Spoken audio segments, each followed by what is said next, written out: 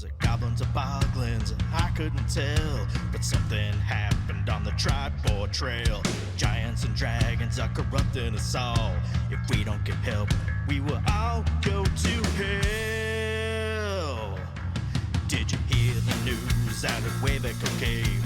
A big holder tried to make us their slaves. My players trying to control our brains. I just woke up and the village was razed. We need the stronghold to protect us for the night. We need the stronghold to help us with this fight.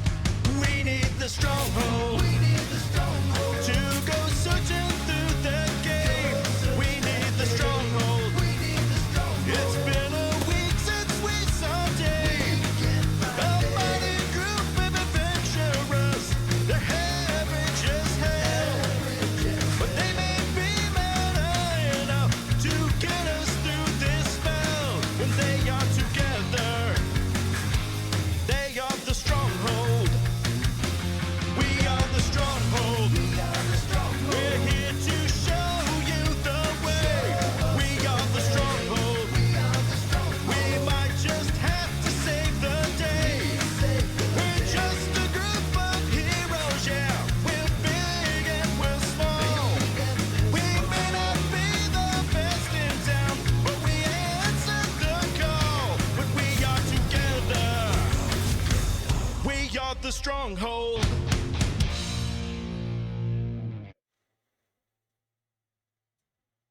To Stronghold D&D. We got the new cast members hanging out with us today for round 2. We got Coco, Judgy, Poison, and Pete. This week, Skylar's in the background running the Wizard of Oz stuff. I'm but he's waving at there. nobody. Hey. I hope all your voices are coming through and all that sort of stuff. If it's not, just let us know out in the chat world if you can't hear us or anything. Let's see. We're going to continue our our charity for Wounded Warrior Project. It's going to be Warrior Week, and we're going to run it through Veterans Day here in the United States, which will be through probably the 11th. Yeah. There, adjusting the camera for you guys, so it looks like I have ahead. And let's see what else we got going on. We were continuing running the Lord Gazumba page as well. How do you describe it, Coco? Team? What is it like when we join up together? It's like our mercenary group. Stream team. Yeah, stream team. Yes. Yeah, yes. that's the word I was looking for. So we're stream teaming with Lord Gazumba. So we'll try our best to raid into them. We've got DM Jeremy doing our Greyhawk campaign this Thursday, and follow for Castleton as well. We got that going on. And then next Saturday we'll rejoin Nuclear Meat or Bone Baddies on this coming Saturday. But does anybody else have anything that they want going on? Pete, you got anything? Judge, you got anything? Poison, you got anything? No. I'm pointing off my Discord screen. And Coco, you got anything? Yeah. You didn't mention that we got a session 0 for our new player. That's tomorrow. right. Yeah. Right. So we got that on Lord Gazumba's channel tomorrow. So Tim will be there. I will be there. And then Tuesday we had our last week our final part of the first part of the Outlaws of Greyhawk canceled, but it's going to be rescheduled to Tuesday of this week. So come and watch that. Will that be on Guild Superior or? Yes, it is on Guild Superior's channel on Tuesday at 7 Central Time.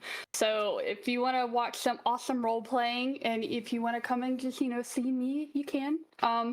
But there will, and also we were told that there was going to be a part 2 created after GaryCon next year. So we will be back. I'm so excited.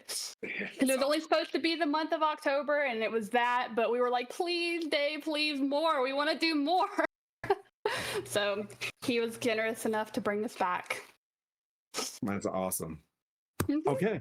Tim, we're gonna we're gonna do a giveaway near the end of the stream. So we can continue when we come back after break. We can re-announce it, but I've got it set up. Yeah. We'll give somebody a winner, like a T-shirt and something else from the store, and we'll get that extra medium. Yeah, absolutely. because that's what everybody gets. So stick around, and hopefully we have a bunch of good people on board. And then I think we should do a big push to the end of the year to get to 1,000 followers before the end of the year, and have a big giveaway for that as well.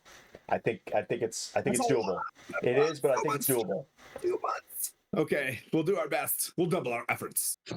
So we shall. I think it's a good goal. It's a good goal. We're at 900. It's a good goal. But our calendar year starts in April, so I'm okay with that. You know what I mean? Yeah, I think didn't we start? Yeah, we did. So we're in April. We're a fiscal year of a Stronghold fiscal year. Yeah. Okay. Well, let's get to it because today has got a lot of shenanigans happening. Let's roll, and we're gonna go. I'll call it. We're going high today. Let's roll for who's getting the recap. Puent is out of this role because he was on vacation. Who's got it? What'd you get? Poison. I got a 6. Judgy. 19. Oh, that's Coco. What'd you get? I got 3. Okay. Judgy, for your first inaugural recap. So in the last episode, the party went Gwyn and Mirren were going up against I think it was a yak folk that had a bunch of luggage with them. And once they encountered them, Dark with a genie lamp,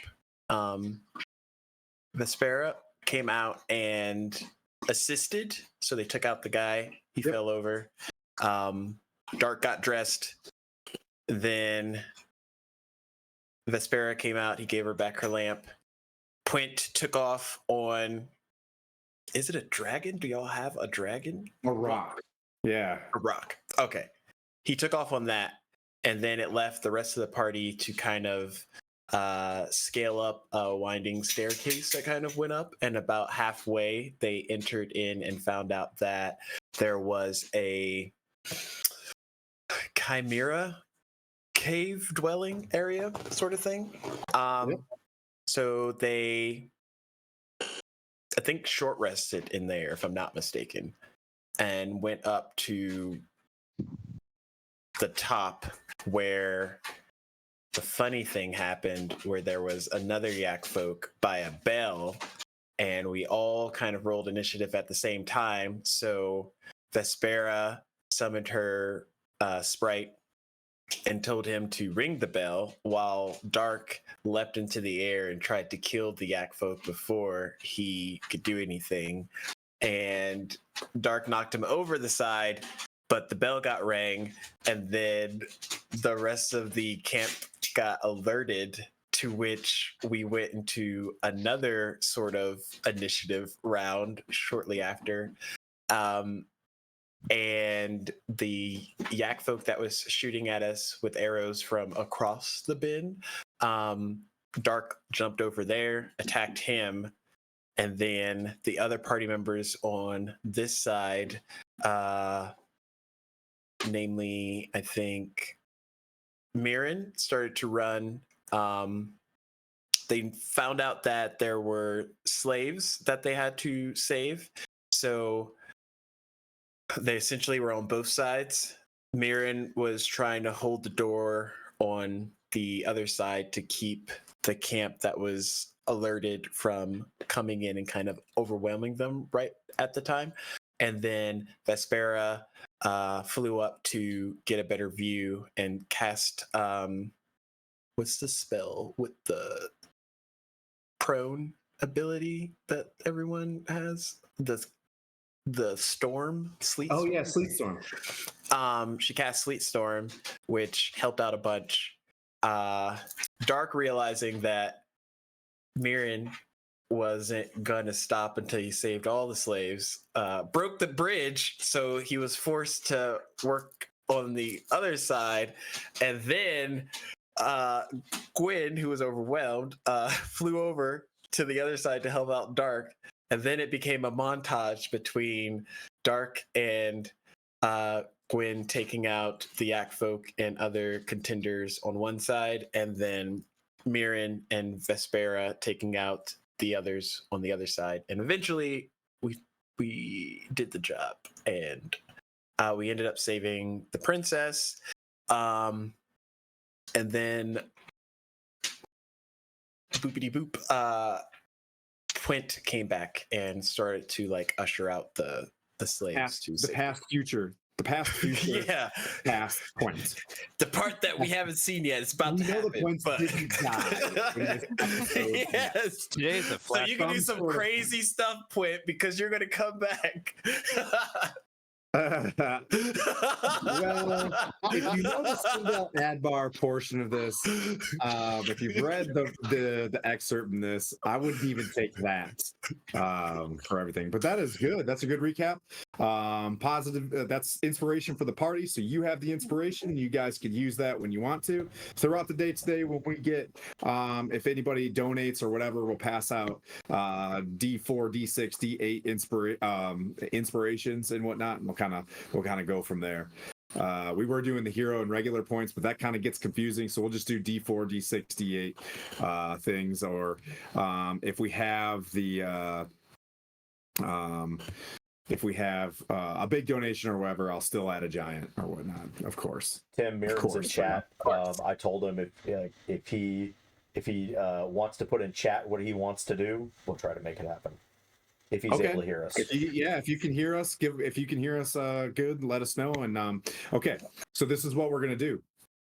We're going to montage cutscene a lot of the point stuff. So the three of you for the next 30-ish minutes can be poring over loot or asking questions of the hostages or whatever.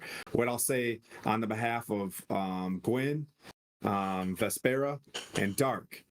You had just secured the Yak folk portion of Ironcrag, which is, you got to think about it.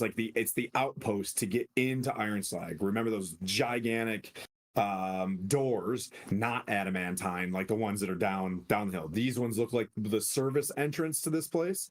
And you know that there were dwarves that were working some sort of mechanism. There's like an elevator in there, a large service elevator is kind of what you find out. But we'll kind of stop there. And then if there's something you want to do, something you want to ask one of the dwarves along the way, or one of the Moonshay from the elves from the Moonshay forest, I think it's from the Moonwood. There's a princess there with her two guards. Remember, they were bucket naked, and they were the Yak chief's prize servants, and the rest were like either used for combat or working in the fields. So there, point. You look at, so this is what you know. Sorry for the agency thing, but this is to get everything on track. You see the adamantine doors. You look up, you see that it's got an image of the Vonendad on this door. You're like, this is Ironcrag. You're also looking around and you see a bunch of like helmets, armor, drag marks of the battalion, the patrol that was told that went north and got lost for the dwarves. Right, so you see evidence of them getting ambushed and drug off, and you're like, I gotta go to Adbar before they send more guys. Right, so you hop on the rock, snatch up the goat, and flying behind you is the griffin. So you guys take off. All right, you guys fly, you fly. As you climb out and you gain heightened awareness, as I was mentioning before, you see columns walking through the forests of, you can look down close as you climb up a little bit. There's a lot of hobgoblins. There's a lot of fire giants. You see raised villages, and you see redoubts being built beyond Ironcrag. Like Ironcrag in the future will become this this great fortress. You can see that it's starting to be built, and there are a lot of fire giants cruising around. You're driving around, and you hear from behind you in the Yak folk village about, an hour later, this distinct dwarvish, huge horn that goes off. Like, think of Helm's Deep, like, brrr, and it just goes off. And in the back of your mind, like, I don't know why my dudes would be doing something like that, but you can take that for whatever you decide. I'm gonna let my dog into this room before he either like burns down the house or something. They obviously just wanted to say hello to me. That's all it was. Yeah. It was just a note to say, we're still here, Puent. It's fine. We've not screwed up. We haven't alerted the whole universe to our subterfuge. Okay, so you're traveling along. At one point, you see this full plate mailed female fire giant with braids take a rock and chuck it at you, and the rock, takes a little bit of damage from it and keeps flying along. Just some of the flak and things as you're traveling back. What I'm trying to say to you is, you're gonna do this, but it's probably not wise to make several trips doing this, right? I'm like, the AA is gonna get way more zeroed the more that you try doing this. So you fly off the griffin like, oh no, I don't know what griffins sound like. I think they bark. We decided in Swole Initiative, we decided that griffins bark. But anyways, you guys are cruising around. You see it gets a little bit quieter as you get closer to the ice mountains, and there's another set of peaks where Citadel Adbar is. You see some rolling hills and some tree lines, and you see a dwarf slowly meandering back to Adbar. You land. You see this dwarf's name is Gordon, and he's letting you know that the Yak folk at the top of Citadel, Yak folk are possessing dwarves, and they have garnered a plan with possessed hostage dwarves to go back to Adbar and assassinate the king. And he's hurrying to get back as well. So you grab him, you put him on the rock, you fly to Citadel Adbar. Citadel Adbar has stood in the bitter cold of the ice mountains for almost 18 centuries. Impregnable and defiant. The fortress, carved out of a mountain spur, consists of two great towers, ringed with spikes to keep large flying creatures from landing to attack the structures directly. The great chimney of the Citadel's central foundry stands between the towers, belching smoke like a volcano about to erupt. Ringing the Citadel is a host of platform battlements and arrow slits, from where defenders can fire crossbows at foolish attackers. A great drawbridge allows no one to enter the Dwarven Enclave except patrols and honored guests. The population of the Citadel Adbar was severely depleted by the Wars of the Silver Marches, you know this, which drew away many of Adbar's greatest warriors, including its long-ruling king, Harbram. King Harbram led his knights into battle against the orc hordes invading the marches and died on the field. Harbram's twin sons, Bram and Harnath, inherited the throne, and like their father, left Citadel Adbar to join the war. Bram later perished, leaving the crown to Harnath. Harnath and his followers fought many battles during the war, but the new king made some poor decisions that winnowed the once great knights of the Mithril Shield down to a handful of members. Fortunately for Harnath, the Iron Guard, Citadel Adbar's defending army, remains strong. You land, and this is just to speed things along. You land, the rock, cocks in its wings, dips you and Gordon off. Gordon's like in a loincloth. His feet are bleeding from running barefoot home. So everything from your perception, these are free gifts, as this dude is like emaciated, trying to get home immediately to this place. They swing open, they drop the drawbridge, they let you guys in there. You stand there for a little minute, huffing and puffing. You're on your goat. You're doing all the things to flex, right? You're in an up armored goat that's got like these emblems of the Duke of Ironslag on them that was created in Mithril Hall. We haven't necessarily decided what that looks like, but you receive, instead of you asking, you are asked for a private audience from King Harnath. So, like, as you're coming up there, just someone taps you on the shoulder, a dwarf in, just regular, civilian clothes, looking kind of clean, asks you, to follow him, and the King Harnoth requests a private audience. I say, sure, as long as Gordon here is well looked after before we leave. Gordon's just coming with you. Yeah. He's just bloody feet or whatever. Someone puts one of those, like, get him out of shock blankets, and he's just drinking water and throws it away, grabs an ale, starts drinking it, and his bloody feet are padding along next to you. You're moving through different portions of this great opening that's like natural rocks and stalactites and stalagmites, where fortresses and different firing positions are built inside this place. And as you walk in, you realize Adbar must have been attacked over and over again, because there's all these collapse points, there's all these fallback points, and it just keeps choking and choking and choking as you go in. And you just get the sense that this place is very keyed up and built to defend itself. Like, its history of being an offensive army has completely changed. Everything that's built for their infrastructure, for your quick glance, is built to stay here forever. Like, a whole new mindset is being passed. You're moving along. These grand doors open up as you walk into King Harnoth's room. I'm gonna adjust camera. Whoop, wrong camera. I'm gonna adjust cameras for. I realize that this is not touchscreen. Ding dong. Let's go out a little bit without spoiling. We're gonna go this way. Remember, the cameras move in the opposite direction. There we go. All right, and then we're gonna come up here.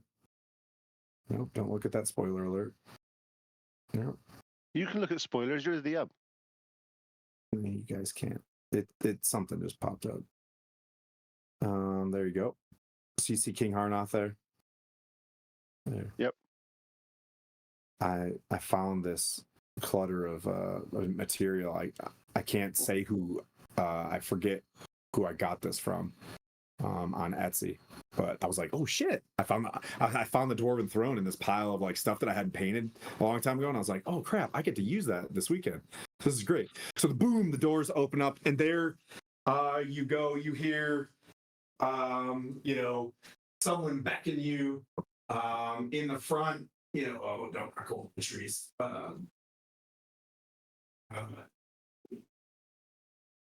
Duke Point, come. As and you see this about your age dwarf, right? Because he took command, but you see a young but experienced king, right? Like someone who has made the impulsive mistakes. Okay, someone that probably is guarded against making quick decisions and risk, right? Oh, by Morden's beard, and you hear the chainmail as he stands up and just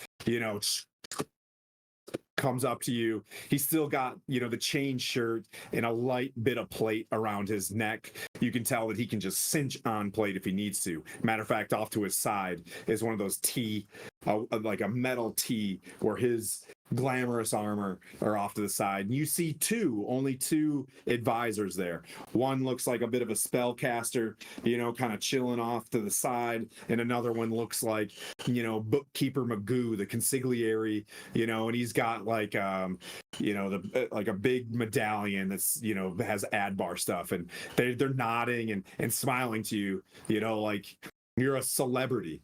You get the sense that like your renown speaks for yourself. But as you walk up, he clasps your hand. He's like, "His Adbar is blessed to have you on our side." The fire giants are soon within a fortnight going to lay siege to Adbar. Whatever you can provide against Iron Slag and cutting the head of the snake is a blessing to the Forge Master. What brings you here?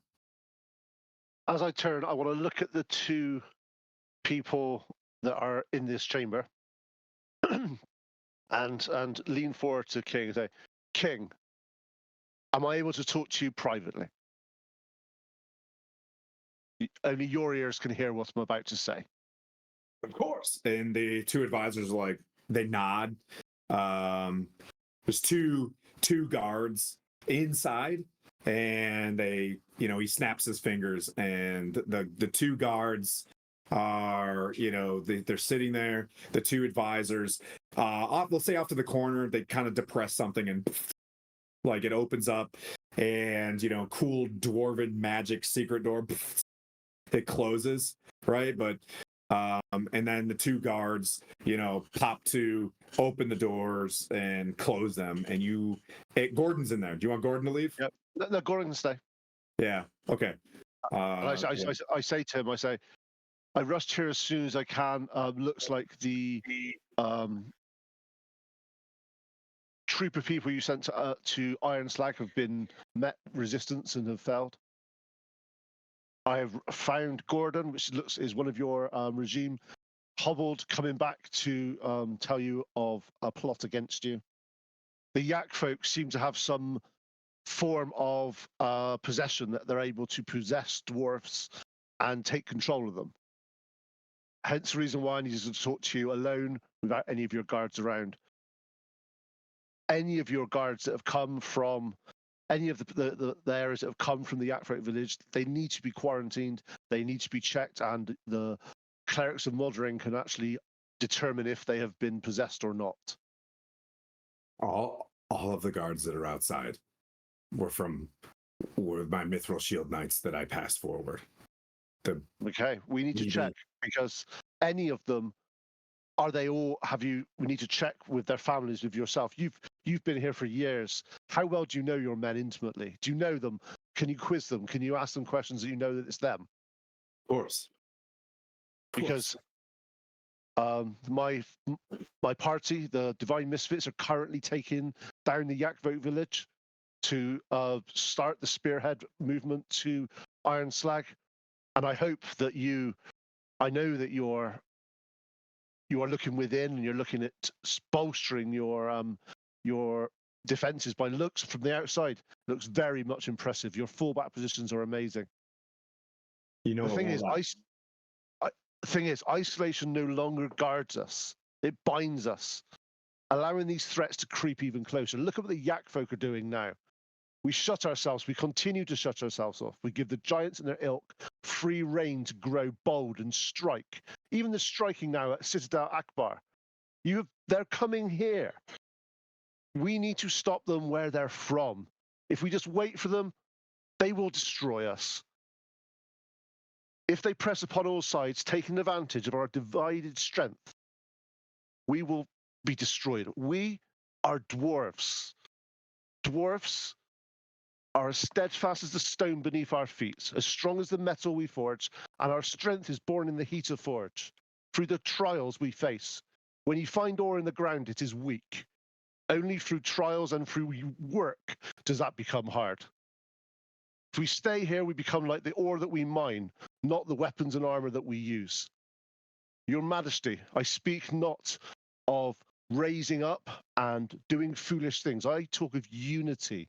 Not only for Adbar, I talk for all the citadels of the north. I've recently been promoted to Duke of Iron Slag. My aim is to unite Felbar, Mithril Hall, Adbar, and Iron Slag as the foundation for all of Faerun. If you look around, dwarfs are the foundation for all of society that we need to build upon. If we sink in our holes and stay here, this will be a cage for us.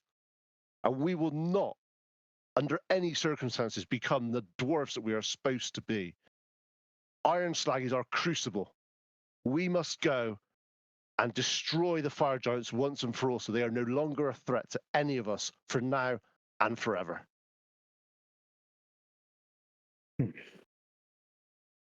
I feel that you definitely have proven your loyalty to all dwarves here. What are you asking from me specifically? We can unite. I believe in you. We will unite once I have taken over Iron Slag. I will honor you as the Duke of Iron Slag. whilst traveling from Ironslag to here, you are right in your estimations that the fire giants are rallying for an attack on Akbar. Totally understand your defense is in your strength is in defense. The longer we leave the fire giants out there, though, they will breed. They will increase in power. Do you not even understand that the fire giants have made deals with Drow? I spit on the floor in front of them as I say that. Too. And it's like they formed. Spit, and then you see him spit in kind. Yeah, they formed alliances with the Drow, and they are currently looking at tunneling from Ironslag to Gauntlgrim, the most prestigious hold of all giants in the north. I've had Brunor's return ask me for Gauntlgrim. I am not going to go through this again. I am not expecting to go through Gauntlgrim. Gauntlgrim, from your, and I totally understand. Look at where we are in the north. Look at the mountains. The mountains here. We have Felbar. We have Felbar. We have Akbar. We have Ironslag in between us. The fact that we, as the dwarven race, have allowed Ironslag, and I'm sure your family remembers that Ironslag was once one of the most mighty dwarven holds. We've allowed it to fall into the hands of the fire giants and stay. We've been cowed. We have been coerced. We have been these yak folk, if the possession of their people. We need to move forward. We need to deal with them. If we stay in our holds, we will die in these cages like animals. He's like, do we want people to remember dwarfs as people that cower in holds, or people that do what's right by the act of Moradin, forge and do well? Hey, you get the sense that this is definitely not a hole to cower in. This is a sacred fortress to hold. Still a cage. Yeah, he's like, I would like to have one of the 12 peers with me, if you don't mind. That's fine. I will stay here as well. I know for a fact that I have not possessed. I'm not kidding you. I am keeping an eye on everyone that walks in this room. So he claps, the door opens up, the two advisors walk in and they're nodding, and he's just like, he's like, Blake, Bref, what do you think? And they're just like, well, we don't know what you're asking for. We don't have time to mobilize in the time that. Where are you in Ironslag? If you've just met the Ironslag and their parties are moving, the time is now of the essence. We can't move an army, but we can catch up to you. I am not looking at an army. That is not what I'm asking for here. I'm asking for a small strike force of whatever you can muster that is able to move efficiently, just to be able to follow us into Ironslag and to help assist with the progression as we go. I know that it's us asking a lot of you. However, if we are able to be victorious in Ironslag, we will then be able to battle the fire giants on the open from two sides, from Akbar and for yours in a pincher movement. This will stop the fire giants from rising. And if they have they're trying to resurrect the Vonindod, if they do that, do you think Akbar will be safe? It will pry this fortress from the ground. Make a perception check.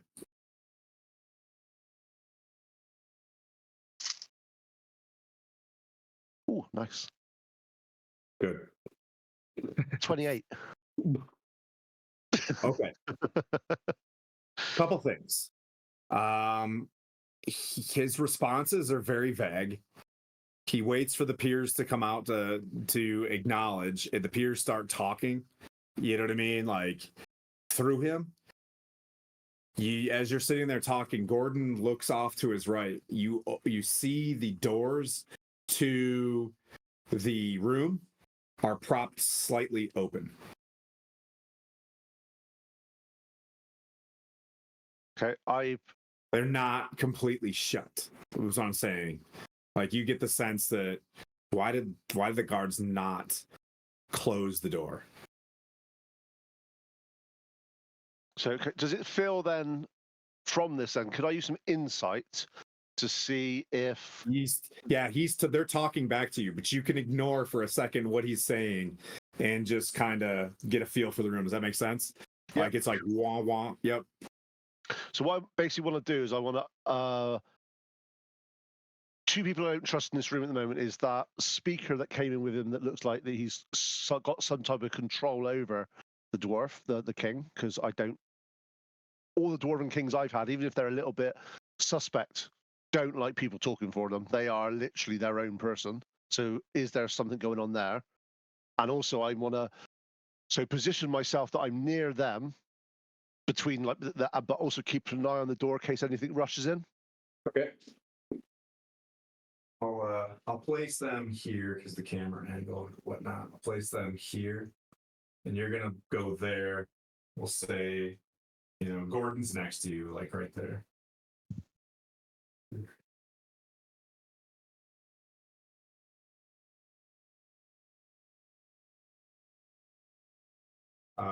Okay, what's your insight that you're looking for? Okay, so inside, I want to keep an eye. That guy that's come in, the one of these 12. So my insight is really good as well. So that's good. Yeah, insight is 17 plus 9 is 26. It's good out of cleric with wisdom. It's been quite good with wisdom. There's something off about King Harnoth, but it is not like a spell. If that's what you're asking, not under it's not a spell. It's like it. Like is he like being? Is it like being coerced by his? No, by his. He just listens. Strangely, you know what I mean? Like he takes all of his, guidance from those guys. Like you get the sense that if you want something done, you're kind of gonna talk to the peers as well, which is a little bit off. As I noticed, they are definitely, like you're sitting there and ignoring them, and you're getting like the sense that they're dwarves, right? Like, you know what I mean? Like you're getting the sense that you're looking at 3 dwarves, don't seem, you know what I mean, possessed or whatever, but like something's off about Harnoth. And the door is kind of open, and like Gordon's just like, why is the door open? Okay. He's like, you said. I'll turn to Holdren and go, I stand before you, King Horbram. Are these peers the people I should be negotiating with, or is it you? Of course, me. Of course. Why would I not use the advisors of my great nation? Oh, advisors are fine.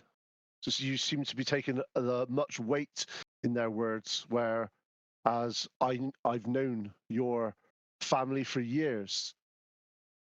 He looks at the advisors and he's like, great risks in the past were taken by me, and for a time I will make my decisions through them for their concurrence until I've gained back the trust of Adbar. As I kind of looks at them like, right?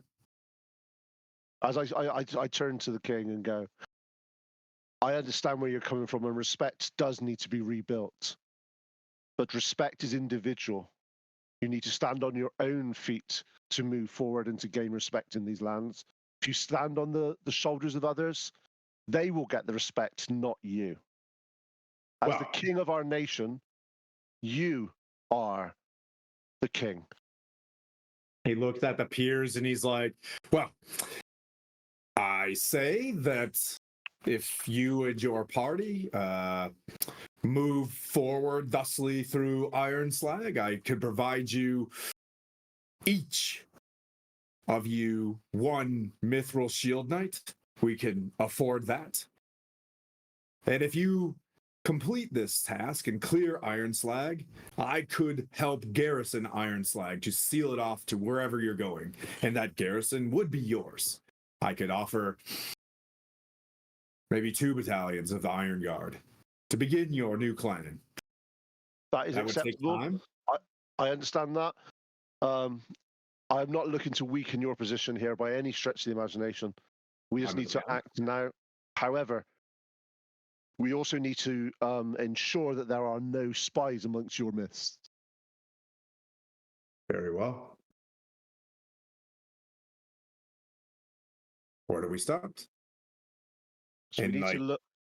the doors open up, and 6 shield dwarfs come walking around like the corners. Like think of what is it, like the Rohirrim or whatever, where they're like you see dudes kind of walking around the edges.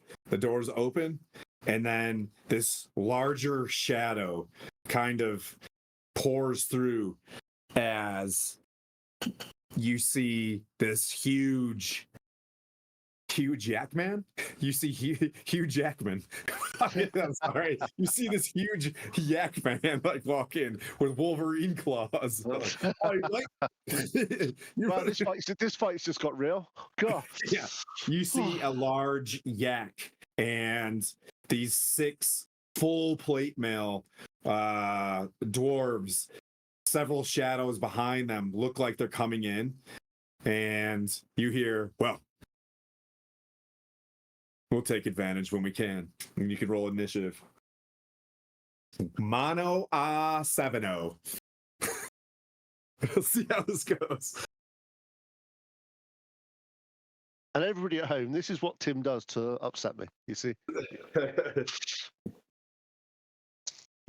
I'm gonna miss you.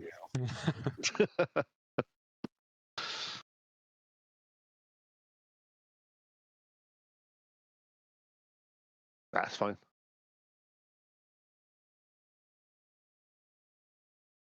I bellow at the top of my voice, even though it's not my initiative, just to say, King Hororin, get behind me. Right.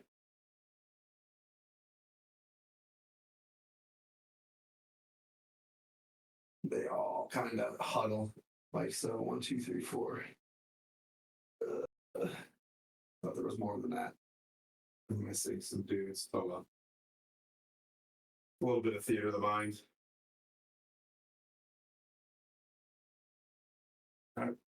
I wonder what my first spell will be. What'd you roll? I got 18 initiative, which is one of the highest initiatives I've ever got in my life. I'm gonna give that to you because you have not rolled a higher initiative forever. I know. I used to get like 3. I was like, what's this dice roll? Okay. Yep, you're there. You'd have the king get behind you. He does get behind you. The 2 advisors move in close to him, and their backs are together facing outwards. Gordon is there with you as well. Okay, so the first thing I'm going to do is a spell called Spirit Guardians. Okay. Because why would you not cast Spirit Guardians in this situation? Yeah. Oh, there's another one. And I'm doing that at level 4, just so you're aware. Okay. That's a big spirit guardian. All right. All right. So any of their, obviously I'm staying here. That I also at this point throw my hammer up in the air, spin it round, and smash it on the floor. And the same distance.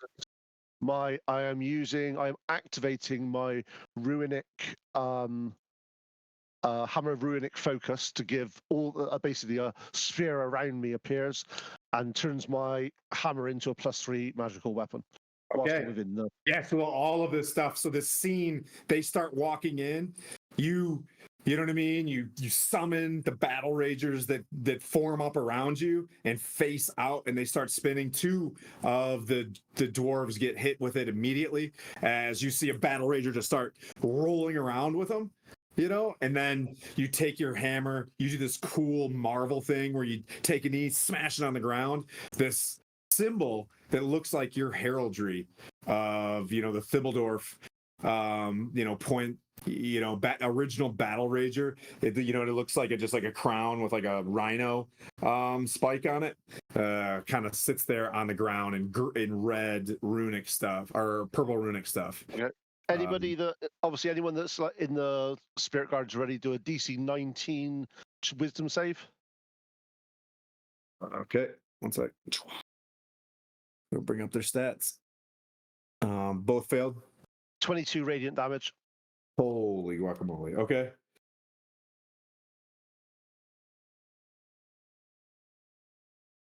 Two of them just get absolutely gourded by a what you call it, battle rager, just the head spike straight in their side. Okay. Anything else? No, I'm literally positioned myself ready to sort of. They all just fly in on you. Same with the yak. They want to jump you at once. So it's going to be 6 attacks and then the yak folk. Let's just see what we got here. Every time so at the end of each of their turns, well, see if they hit me first, because I might lose the spirit guardians. So. Okay, the yak comes up with 2 great sword attacks. I forgot these things are pretty rough. He misses an 8 and a 9. Damn. Okay. All right. The mithril, the knights of the mithril shield, who are clearly like possessed, right? You see that their eyes are blackened. This is 21. No. Miss. Yeah. 21 was the highest on those 2. That's a miss. There's 6. They all miss. Bugger. Can utter a special. Go Puent. Sorry. Go Puent. You survived the first, and now they all need to make wisdom rolls, right? All make wisdom saving throws at DC 19, or they take 22 damage. Only one passed. Oh. 22 damage. Yeah, 22 radiant damage.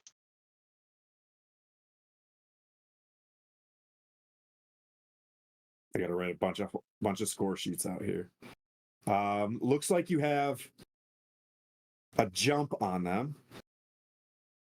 The yak gets smoked by this thing as well, and you start spinning around. Gordon kind of looks to your side. Do you have a spare weapon or something? He's gonna pull out like a pike, or do you have a spare weapon? You can have my war axe. Yep, he rips that out, and King Harnoth, turns to, grab a weapon next to the throne. The other 2 start slowly casting some sort of like a spell. Okay. It's towards the end of the turn.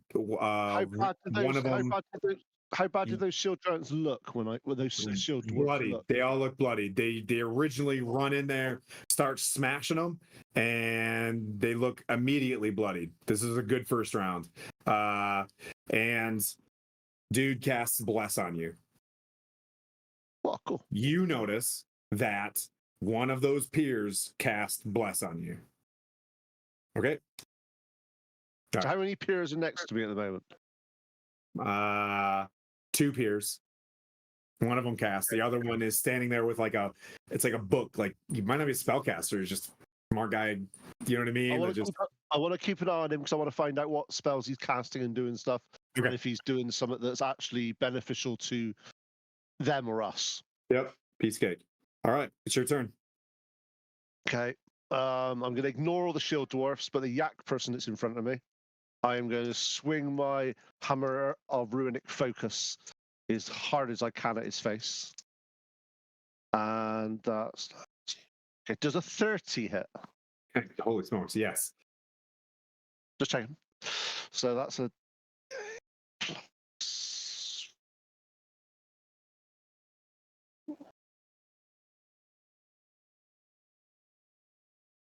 So that is 15.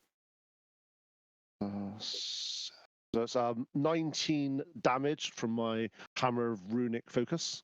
Okay. He looks pretty bloodied. Yep. Cool. And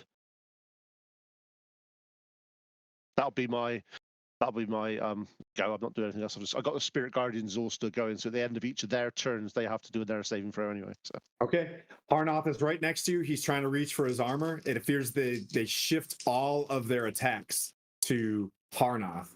The yak makes its 2 attacks. Hits twice with this great sword. Boom! Right in the back. Boom! He's like, ah! You hear the two peers like no, and they try to jump on top of them. The dwarves, 2 hit. 1 hits the guy holding the book. Did any of them have to get out of my attacks around me for attack opportunity or anything to be able to get? No, you guys are so jumped in together. Okay. Yeah, it's just a big ruck. 1 hits the guy with a book, and the other 3 miss. The guy with the book falls over. His book kind of falls to the side. King Harnath is just so bloodied. He's down to 1 knee, and the guy with bless begins to start like casting a cure wounds or something on the king. All the guys in the Yak folk, can they do their wisdom saving throw, please?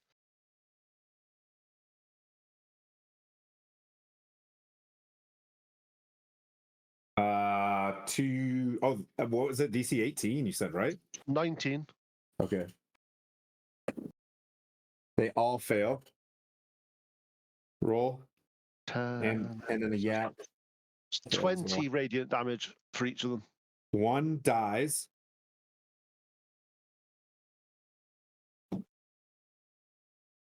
One falls over dead. Oh no. You crush that, and the yak falls over dead. Yep. So there's 4 left. There's 4 Mithril Knights. What else you got? Wait, this is your turn, right? No, that was my turn. That was their turn. Okay, yeah, that's right. Okay, so yeah. So now it's back to you. Okay, I smack one of the nearest knight that's nearest to the king. Yep. I smack him as hard as I can. Okay. And there's a 21 hit him. It does. 17 damage. He's dead. There are 3 knights left, and they're getting ready to what? And at that point as well, I do a high level, so 4th level spell, healing word on the king. Okay. There's a bonus action, so I'll just roll some dice a minute.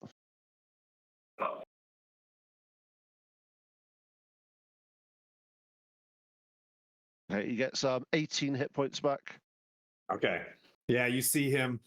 As you go to do this, you get to cast healing word. You see your magic hit him. His skin goes from gray back to back to a lighter dwarvish color. His fingers kind of elongate a little bit and then come back in. The dwarves,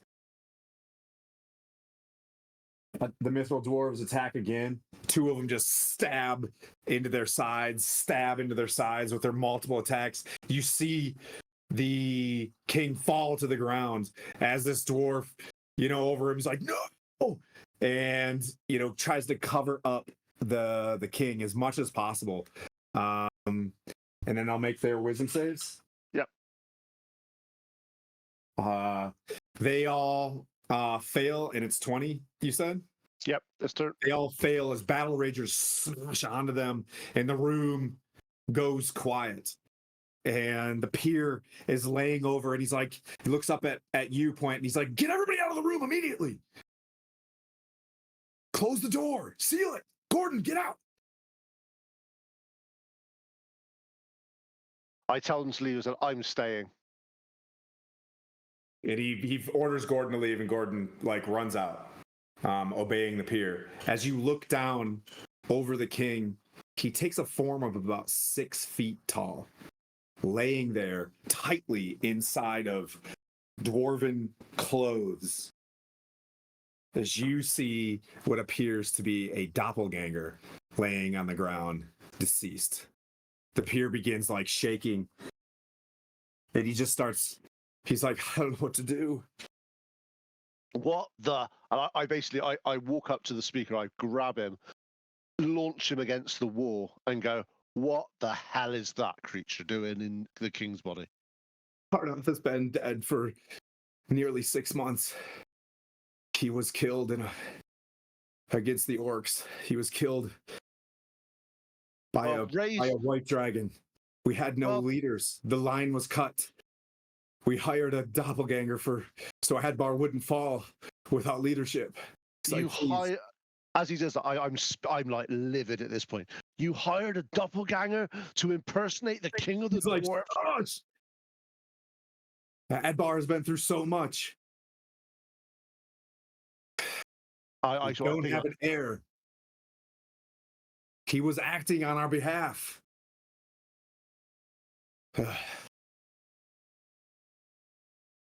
I look at I look at the guy and say, summon your peers now. And he's just, he's crying, and he walks through the thing. Gordon is holding the door shut, like he's looking away from you, like he's pretending like he didn't just hear everything that just happened. And he just kind of like looks back at you and just kind of shakes his head, and he's just like, I had no idea. Moments later, 11 peers show up into the room.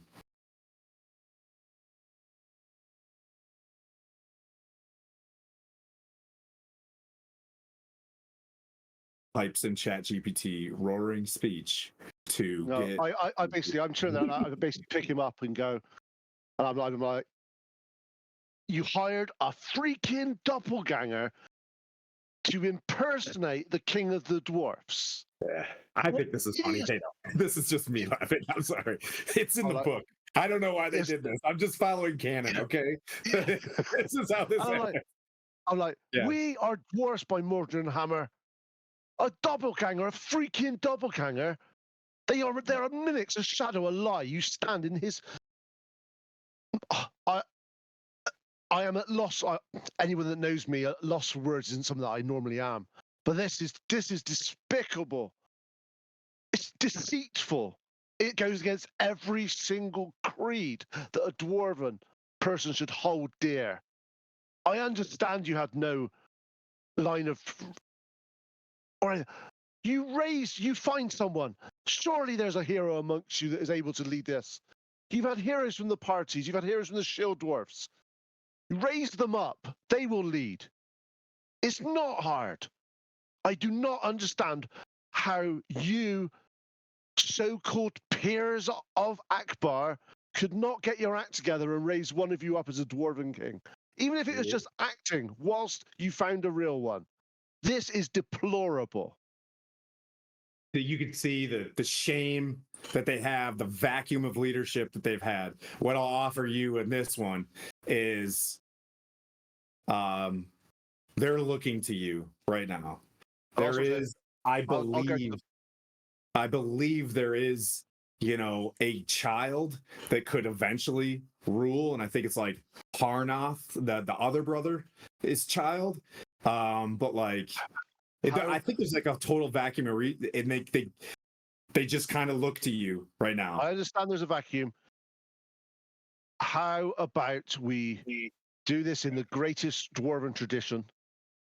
I will act as regent over this citadel whilst we lay waste and lay claim to Ironslag.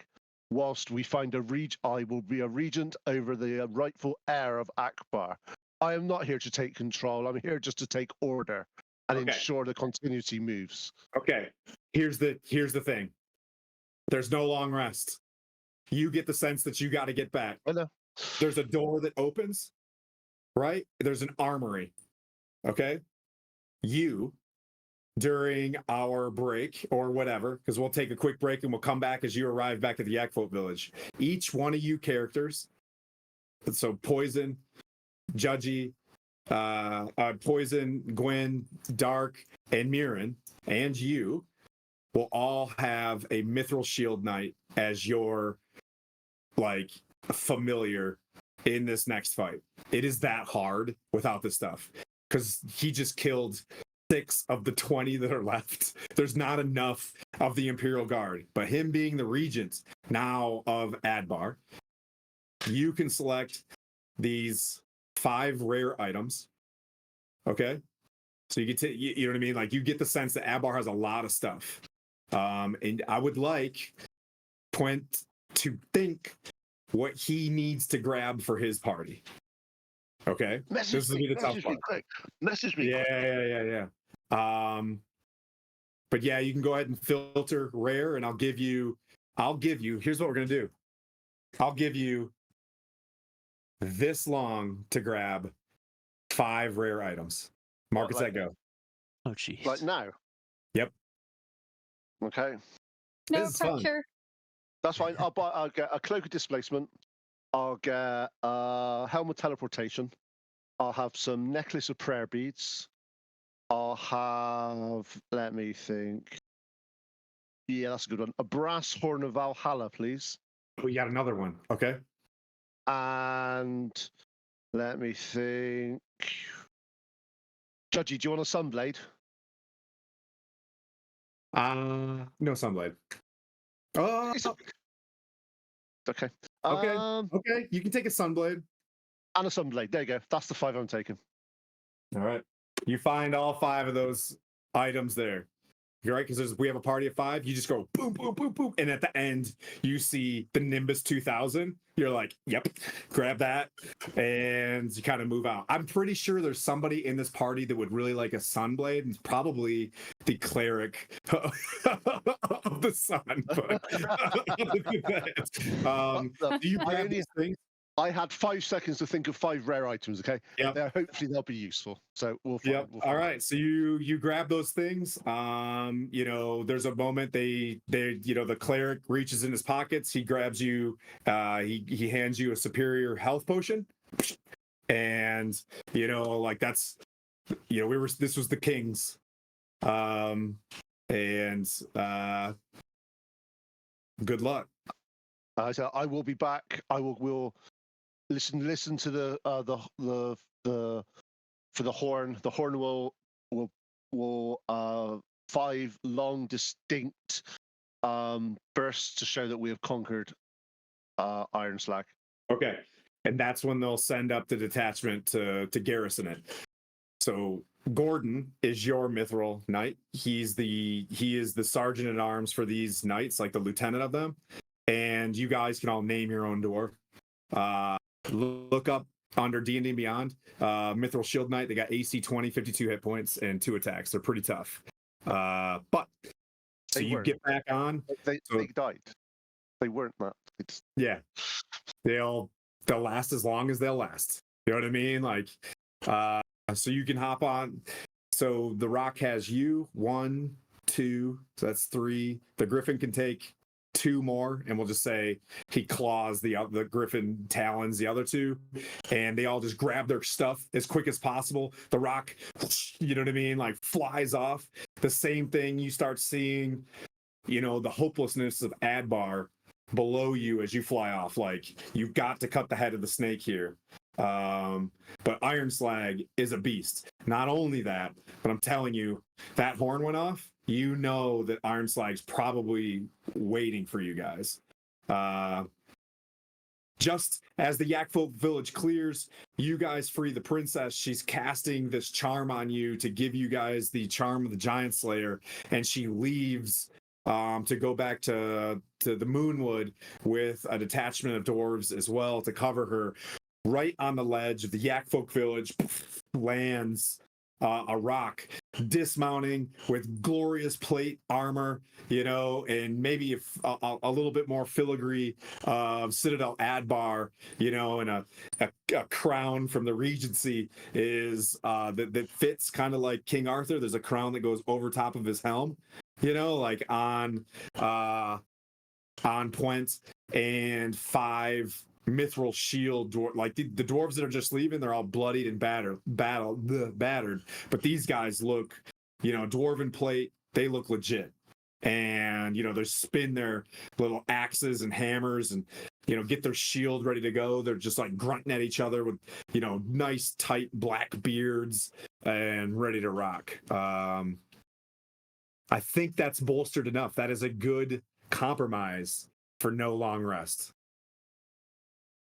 And I use some spells up. There you go. I use some spells up. Yeah. So you land. There you go. Party, you're sitting there. Vespera, you see this as well. You guys are finishing a short rest. I think you guys had one. You know, all of the loot that you guys found there. You're kind of looking at your new weapons that you get the sense have a bit longer reach or something, that they seem thirsty for giant. And was it double damage? I think it was, to make a giant slayer with these things that you have. But yeah, you unfortunately don't have one. But Point, you want to distribute the gear? Yeah, I'll do that. I'll start a raffle going.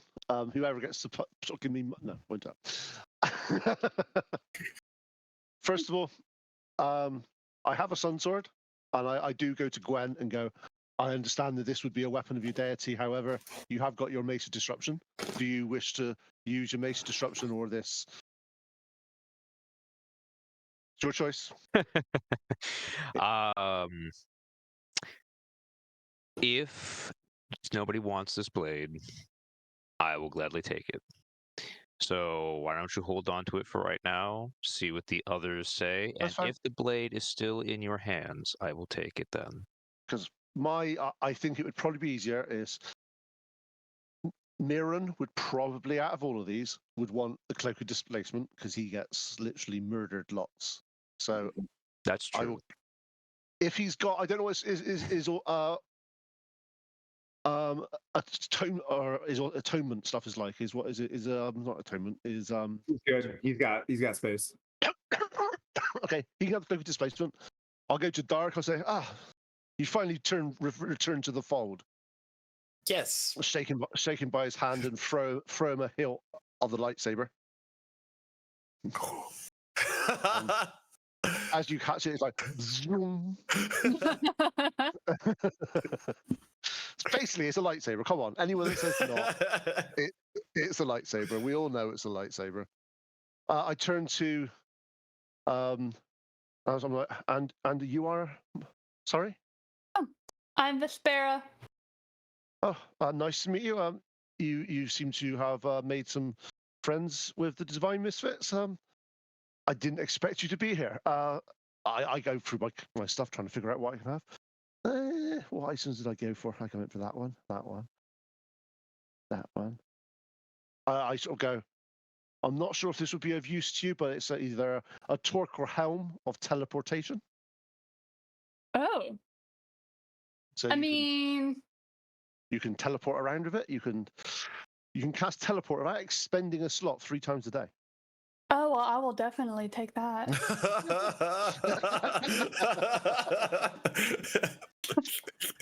I thank you for you being so generous, and I've just met you.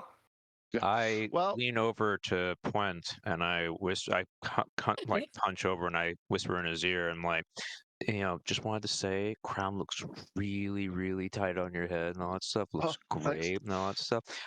Just wanted to let you know, be careful of these two, though they are good-natured people and they're absolutely the friendliest. They are also the most dangerous people you're ever going to meet. So I just figured I'd tell you that right now. It's kind of like trying to deal with like monkeys escaping from the zoo kind of thing. So just be careful. Okay. And I give Gwen a necklace of prayer beads. Necklace. I'll show you what that does in a minute. It's extremely good, Gwen. Basically, random spells you get, and you get to cast them as a bonus action. It's really they're amazing. And I will keep the Horn of Valhalla, the brass Horn of Valhalla myself, just because I can summon some 3d4 plus 3 dwarven berserkers to fight for me, which I think is going to be very useful in the coming fight. I'm looking at it. You roll a 1. You got a brass 3d4 plus 3. Okay. Yep. Proficiency with a simple weapon. Okay. Berserkers. Oh yeah, they're cool. That's a lot of you. So you do have your army for this fight. Oh yeah. I was like, hell, I could have taken 5. We'll take 5 horns of Valhalla. That would have been wild.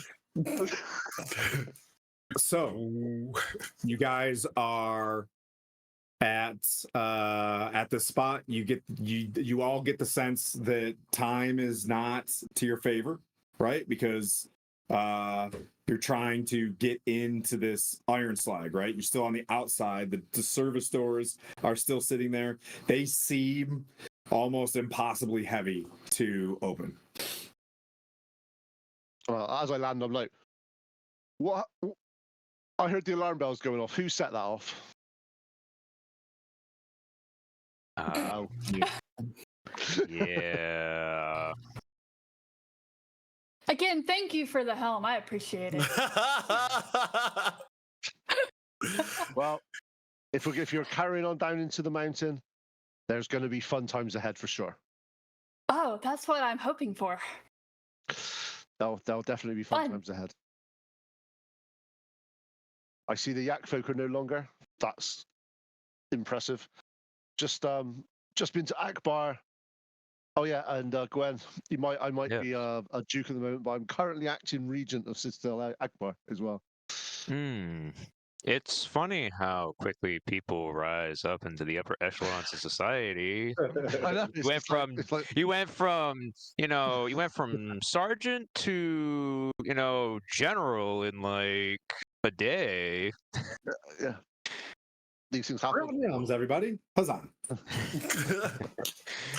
Well, I gotta say, King Pwen sounds better than Duke Pwen, so that sounds pretty cool. I mean, granted, acting, but things happen. So Yeah, it should be good. But we've got to put these giants down, and this is going to be one of our toughest fight of our lives. I completely agree. I completely agree with you, good sir. I take it you guys dealt with the Act folk up here are quite easy to deal with. You just you laid down and died as you walked up to them, yeah? No. Yeah. No. There's no trouble at all. Don't listen to this one. No. You should have been here and you should have seen the gymnastics that everyone was pulling. It was wild. 1 minute she's flying this way, he's doing a backflip over there. Our good friend the paladin, Miran, he's holding the door and all this stuff, and I'm like, where do I go? So yeah, but were the Akfo killed? Oh, absolutely. So that was cool. One got away. One was definitely an Akbar. He's no longer alive. Well, see, I didn't know about that. I mean, well, stuff happens, but who's to say we won't run into? Who's to say we won't run into him again? Then we can take care of him. Then he's dead. It's fine. Oh, okay. Well, I guess it doesn't matter. So what? So what is our plan now? Find a way down, clear out iron slag, and reclaim it for the dwarves. I like it. They're going to be on defense, are they not? Is there any way we can use that to our advantage? Maybe. If you've got a plan, I would be willing to hear it. So I should have got a decanter of endless water.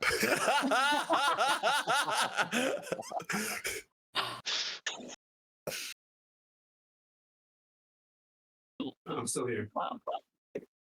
So if we go down in, it's going to be like essentially we went up and we're going back down into. Well, no, we'll be going down the inside of. We got to find a way inside the mountain because this is where the fire giants are underground with their forges. If I've remembered anything about fire giants, they hit hard, and it's best to keep a bit of distance. But there are a few of us that are melee oriented. Yes. Did anybody notice that direwolf walk in? Oh, yeah, the dog. It's like there's a direwolf here. So vicious. He's on guard. He's protecting the DM from the crap we're gonna pull. Get him, boy! Attacks the camera. So, do you guys know a way in? Aside from, and he'll point at like the big gated doors that are closed, I think at the moment. Aside from that entry point, You Not do all know that there was a while you guys were sitting up here, that there was a mill, right, where two dwarves were making this crank, and it makes this elevator go up and down. Obviously the crank gets stopped because you freed the dwarves. All the yak folk are dead, but the door seems heavy, locked from the inside. But there is that shaft that you could potentially cross the, you know what I mean, the river. Like it looks like a far ways down if you were to fall, but it looks like reasonable. Not reasonable. It looks like a difficult pass. You could cross the axle of this mill to cross the river and go inside of the elevator shaft. That makes sense. Okay, just to let you know, Miran has passed me 5 marbles of water. Okay. Just for future shenanigans. Okay.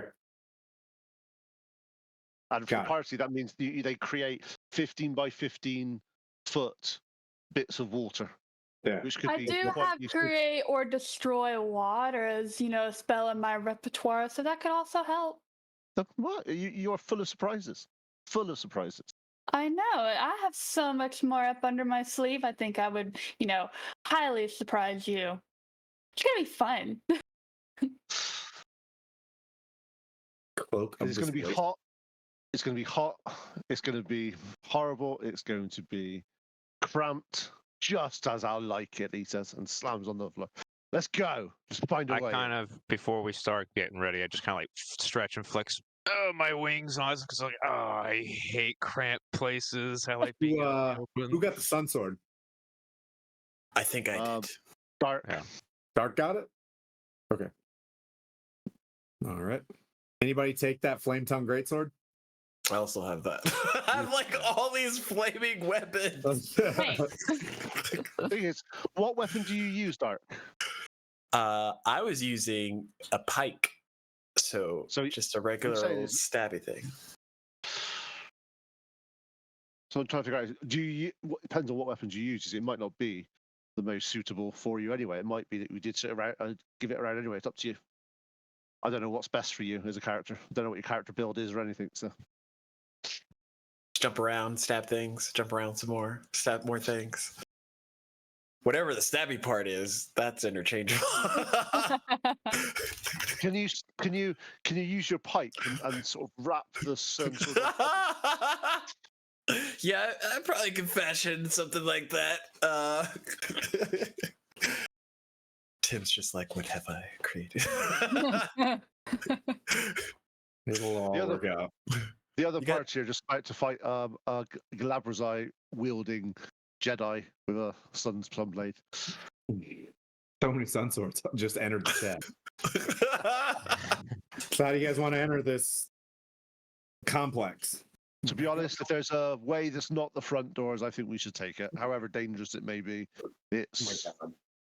we're expecting untold resistance, but if we can go a different way, it's always better than the front door. I have an idea for distraction purposes. I'd say if this shaft kind of connects to where the door will also lead us, I may be able to slip in, draw some attention, and then, vanish momentarily and lead them in a way that isn't where y'all are going, and then meet back up. If someone had a bell, we could do it at another area. We could ring it and draw their attention. We could do, but at the moment, the longer we spend up here talking, the longer they have to hold their defenses. So the two choices I can see at the moment, we've got the more arduous down that way or through the front doors. That's the two options we've got available to us. I don't think we should split the party. I didn't like it the last time because we were very, we spread out. What Team 101 never split. We Team did 101 never split last time. I mean, I don't know about y'all, but I know that I was having a little bit difficult problem over on my side. I mean, we took care of everything, no problem, but I feel like, we would have more of a bigger kit together. Can do we? separate. How about we do this? Oh, this would be a good idea. Walk up to the big iron gates that are just there. I am going to use my blessings of the forge to weld them shut. That's a good idea.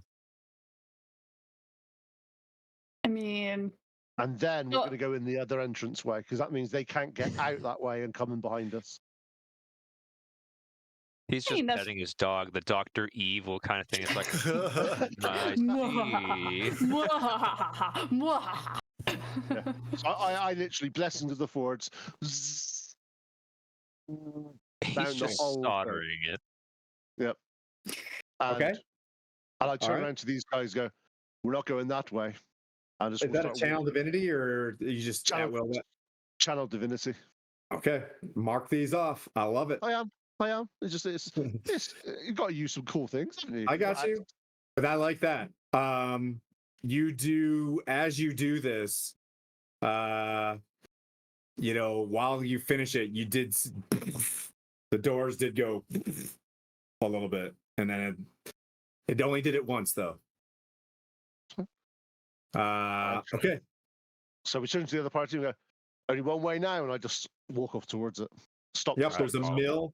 There's a mill. You go in there, there's a large wheel that's inside the mill. It's like one of these, like a flat wheel where someone can, walk, like Conan style, like two dwarves were walking, but it's off now. But if you look through, you see a axle, that goes into a steel, there's like a steel plate, and there's enough just for like a humanoid to squeeze through on the other side.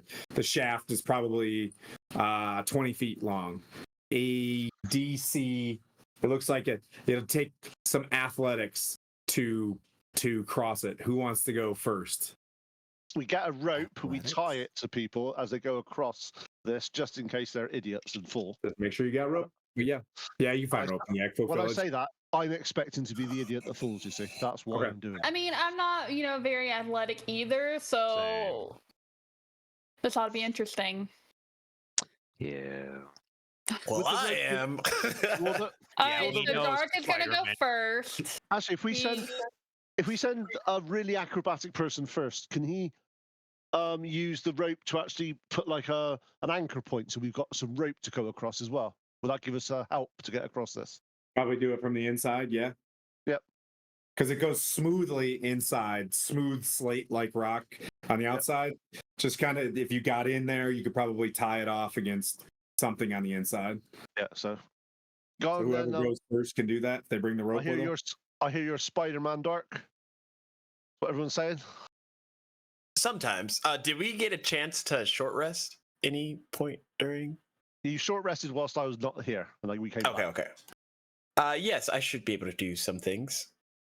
Okay. And I give them the blessing of moderate as well, so you've got guidance for 1d4 if you need it. All right. So you get in there, you squeeze through the hole. You're on the outside. You see there's a bit of a cavern. It drops significantly far down where it's so misty that you can't see where the bottom is, where the river has been cutting through ages below you. Actually, no, because this is a mill and it's spinning as well. Anyways, you see that there's water going fast. That's what it is. It's water going fast through you. There's a mill kind of spinning, and the axle is, before you. The axle itself is not spinning, but you can attempt to cross it. So go ahead and roll your athletics check.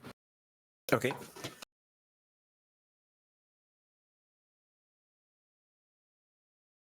$11. Is that including the guidance? Oh. 12. You go and you start scooching. You're about 3/4 the way down and you slip. and you're hanging. Make a deck save. Oh goodness. Okay. 12. Whoa. Damn it! Just as you gather, and you're like, ugh, and you pull yourself up. Is it luckily that none of us see him do that? We think Yeah. he's fine. Make another He's fine. make another athletics check to continue the cross. Oh no! 9. You slip again as you try to cross this. Make your deck save. Oh no! God. It's an endless loop. Okay. 20, dirty 20. Climb back up. You're having it's so slick. Try to make that athletics check again. Oh my god. 21. All right, and you end up sitting on it like a child, scooching your crotch across it. It's the most unattractive, unathletic looking style. At first, he was like, he was gonna go underneath it and commando it, and now he's like, nah, and he just scoots his butt like this across the top. And you get into the other side, and you're able to tie a rope where the next person can hold advantage. But as you do this, you climb and you steadily start, tying things off. You're going to need to roll for initiative as a large finger behind you taps you on the shoulder. Shit. But the rest of the party, let's get everybody to roll initiative. As we call it the race to darkness. Oh gosh. Respect. Okay, that's decent. I'm back to my normal on my initiative, by the way. I'll just tell you. Same. How did Mirren roll a 0? Does he have a I minus? saw that. Minus in Yeah, dex? me, Mirren, and Ken all have eight in dexterity. Yeah, we're pretty rough. I made my charisma stat my dump stat.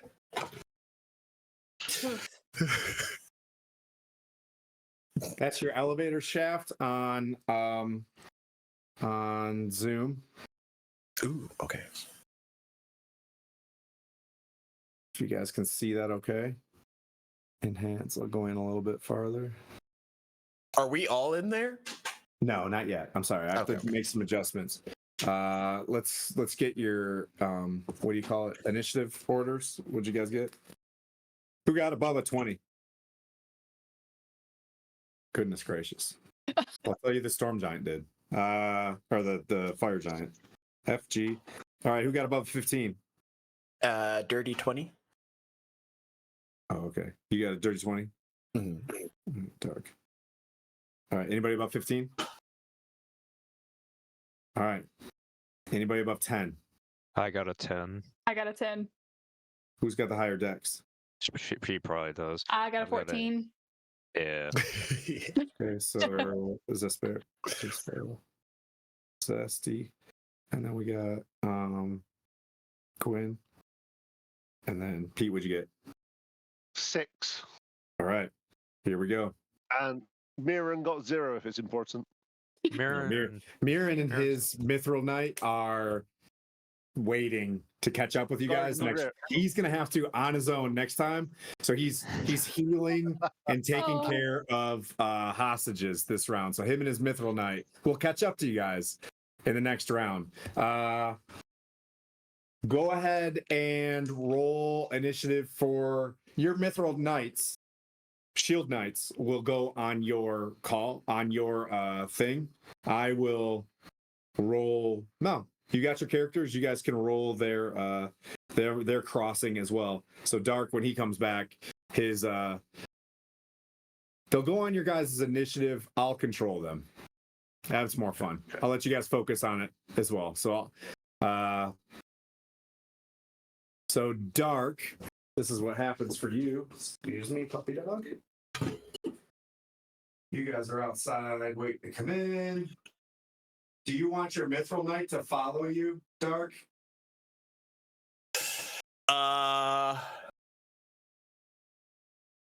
Mithril Knights are a bad person, right? No, there are some. They're good people. Oh, they're but good the thing is, they haven't got much deck. So probably until we tie off a rope, probably not. Yeah, probably not. Oh gosh! Jeez. What is that? It's a friend.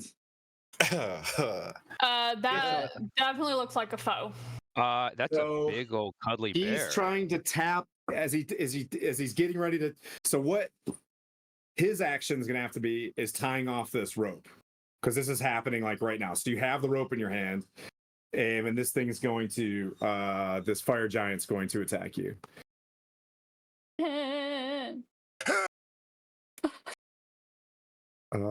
As soon as I can find my encounter. There it is. Isn't Tim mean? 2 great sword attacks. I think an 11 misses, but does a 25 hit? Yeah. There's no point in shielding. I don't even know if I can shield right now. No, I can't. Don't tell Tim that. We haven't had a long rest in forever. Just so Yeah, you I guys just know, distinctly in remember the Tim giving us in a the colossal Discord dragon channel, last time.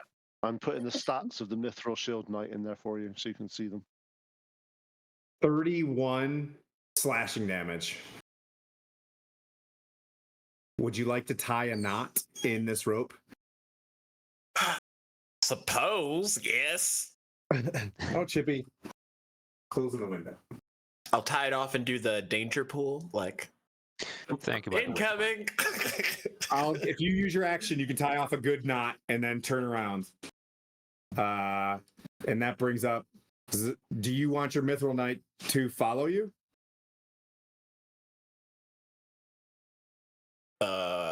Like he would have to make a dex check. I don't want him to die necessarily. He's got to get in somehow, though. How's he get in? Yeah, once he's Okay, tied yeah. off, though, we get some advantages. don't Okay, we? yeah, they got advantages. Okay, yeah. Help me, buddy. Help me for Get you. on up there, boy. He slips. This is with advantage. He's doing All like right. me.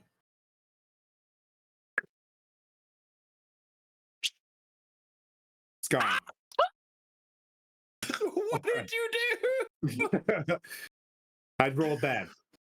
Go in. Well, don't do that. I thought you said we were rolling for our Okay, you can roll for him. Roll with advantage. Okay. Is this the athletics roll with advantage? So that's +3. I don't know what his stats are, but I got a 12 and a 3. Yeah. So a 12 plus something. Yep. So roll the deck save. Oh, he fell. Okay. It's a Would that regular be deck from- save. For athletics, that would be 15, though, so he's got +3 strength. Okay, I know. okay. I know. 14. Wow, come on. He Look at that. he pops back up. Ah! Oh gosh, Roll it it's like again. me. Like father, like son. Oh no, 7-7. Roll the deck save. Ooh, nat 20. He's up. Roll it again. Why did I use that on that one? 19. He's up and he squeezes through and he gets next to you. This is like a roller coaster. I don't like this ride. You're up. Piven? You are. Good luck, Me? Vespera. So, question: the helmet teleportation. Does it have to be somewhere I have been before, and how far does it teleport me? Let me bring it up. Because I'm looking at it and it doesn't really give me really any of the stats. If you That's don't know where it's at and it's not a permanent teleportation circle, you have to roll a D100. And I can tell you if you it can be really bad. Oh gosh. Jeez. So let me give you so you as an action to blow this horn. That's Valhalla Fudge. All right, helm of teleportation. Valhalla fudge. Chaos.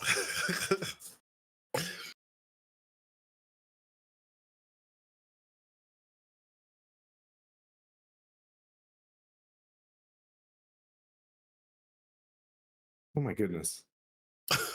Helm of teleportation.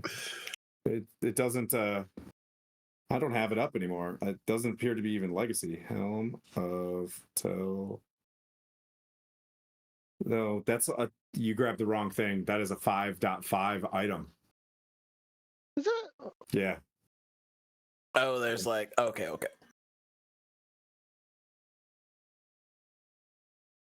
Yeah, it's not. That's weird. I swear I just saw it. Oh wait, I saw it. Yeah. so Helm did I. of Teleportation.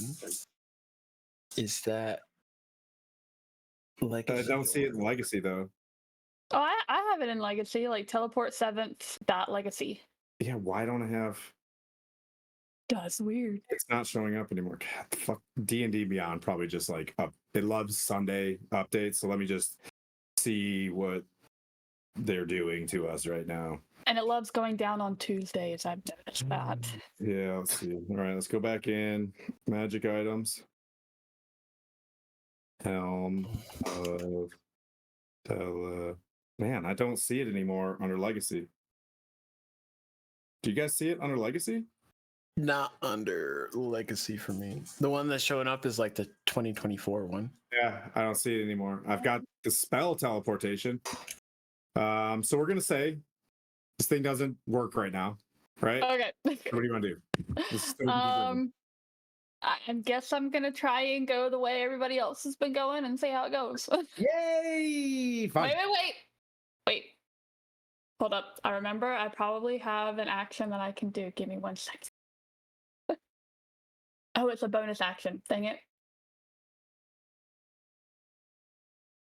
Can I use my bonus? Can I use my? We've got second half poison right now. I can see his eyes going. Can I use my bonus action first? Sure. Okay, I'm gonna miss a step over there then.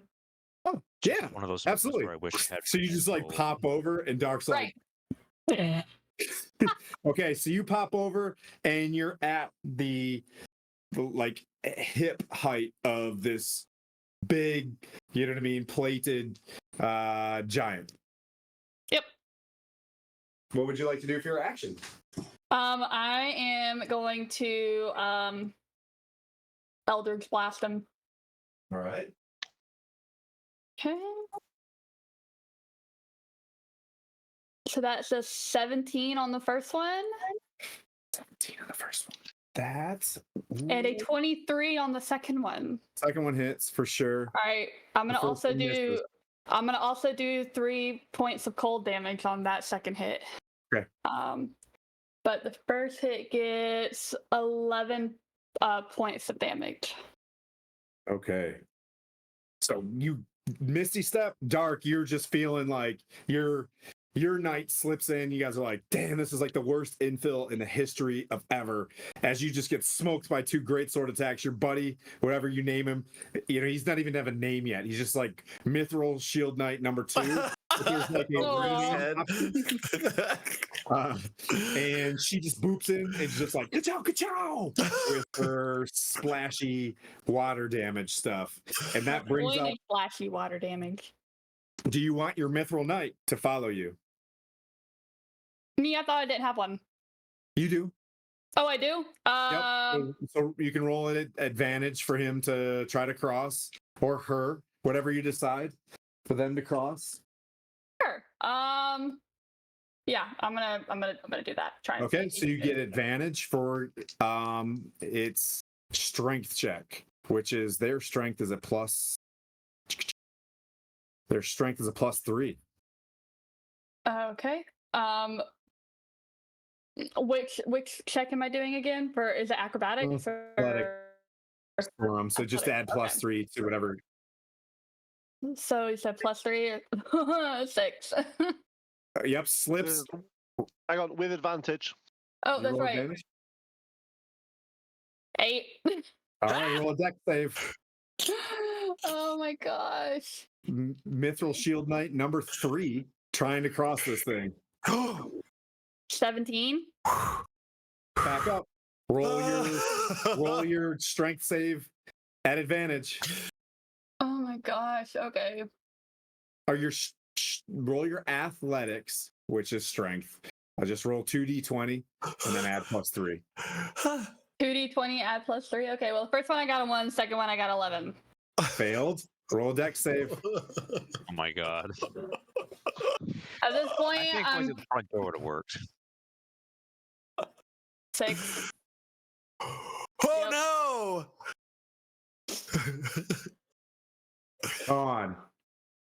So Yep. you were right. Vespera doesn't have a shield knight. Let's see. Yep. That brings up Gwyn. You guys just All right. watch a dwarf just fall. You know what I mean? To just gone. You didn't even hear. You see him get swept away by the water, and he just like falls off this real fast waterfall, and he's just gone. All right. He's on another adventure. He's Red fine. shirt, just I see that, and I stare at my mithril knight, and I'm like, so, it's not too late for us to turn back, right? he's like, in the honor of Adbar. Completely respect that. Just saying. This you go first, buddy. All right, roll his. All right. His name is going to be George. All right, Oh, George, you're naming him. tries to cross. All right, George. He has advantage on crossing. Yes. I'm telling you, the worse named NPC, the longer they live. For example, Droop Droop. Just Droop. yeah. That's his last name, George Droop Droop. Ooh. 19 for his athletics to He's cross. across. Oh. And he pops in, Yes. he looks at you, and he's like, "Are you a bloody coward?" And No, I have a cramp. I'm just, giving it a minute, and then I'm gonna cross. Hey, I love Mordrin and I love the dwarves. Otherwise, I wouldn't be here. I just, have a fear of heights, even though I have wings. Alrighty, gang. Here I go.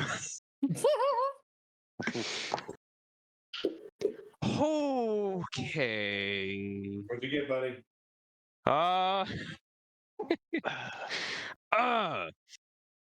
Well, that, my dear boy, That is a doesn't sound 6. good. Okay, so you fall. Make your deck save. Yeah. Could have gone first. Dex save doesn't have an advantage, correct? Or it does? No, it does not. All right, it does not. All right, roll the 1. 16. You're back up. You realize this is pretty slick. Yeah. Now again, athletics has the advantage, correct? Yes. Athletics has advantage, yes. There we go. All right, that's a dirty 20. All right, you're through. I pop in and I see George, and I'm like, "See, George, I made it. I'm here. Paylor and all this stuff. I just needed a minute." As you're talking, this plated, fire giant's getting ready to swing on you, and that brings up Puent and Gordon. Okay, Gordon, I cast guidance on Gordon and Okay. tell him to get across there as fast as he can. Go for it. You know what to do. He gets 16 on his athletics. Slipped. Okay, Deck save, so please. Dex save of 18. He's up. Do it again. His guidance is gone now, but he's got 21 on his athletics now. He's through. He's like, "Thanks for the guidance, Regent." And, And then Ping point. Twent goes for it. Vespera's just sitting there like, "Aw, I lost mine." He's Don't just like, worry. Obviously, He went to the night farm. That's where he went. Twent doesn't seem to know what the problem is with this because he just rolled a nat 20. So Oh! 24. oh yeah, Right. dude, from all of the people scraping off all the water, it's completely dry. it's super and from dry the now. nails and stuff scraping in it, there's lots of purchase, and you're just like, okay, yeah, whatever. And you get to the other side. And is the giant the other side? Yes, the giant is inside. Okay. I use my runic hammer. Not his +3, obviously. Well, you use your action to cross. Oh, it was a Yeah, you- reaction, was it? So I got a bonus action then, have I? Yep. Okay. Hang on. Looking at my Yeah, using the athletics and everything to pass there, that's all action stuff. Okay. I use Harness Divine Power to get a second level spell back. Okay. Yep. Oh my goodness. We get it. You have a Harley. Go away. Is that someone Oh, new? you have one of those kinds of neighbors. Just hanging out there. You know what I mean? Just totally tracking. All right. I was gonna say the fire giant has a Harley. That's I'm awesome. about to kick on our 1200 downstairs and just leave it idling. Oh my gosh. Okay. Let's see. All right. So you're through. You use Harness Divine Power to grab a spell slot. Let's say, yeah. So you see this giant and you're like, oh. And you do your focus and you feel yourself like get a little bit more mana. Your blue bar goes up a little bit more. Fire giant sees Dark in front of him, and he's just gonna cut the head from the snake as quickly as possible with his 2 great axe. 22 hit. The other one probably doesn't with a 16. Correct. Ow.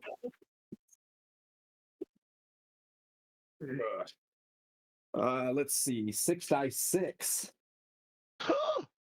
How hurt are you looking, Dark? That physically hurts. That physically hurts. That is +7, I believe. 23 + 7, 30 slashing damage. Oh. You got this, Gwen?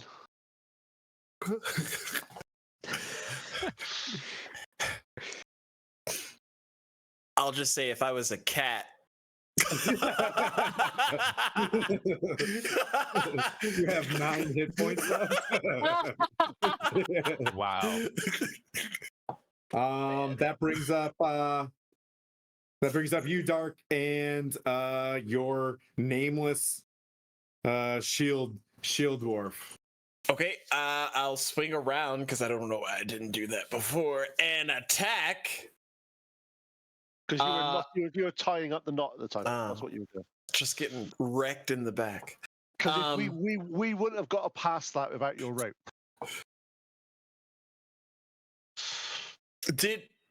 Do we have time to attune to the weapons that Yes. Point brought? Yeah, sure. Okay. Sunsword! It does it every time you activate it. Does an 11 hit? Negative. I'm getting used to it. It's fine. It's a My bit light second- for you. It's a little bit Yeah. light for you. You're expecting it to be a bit. Okay. 17 plus 9. That hits. That hits. Okay. Okay. 13 radiant and 10.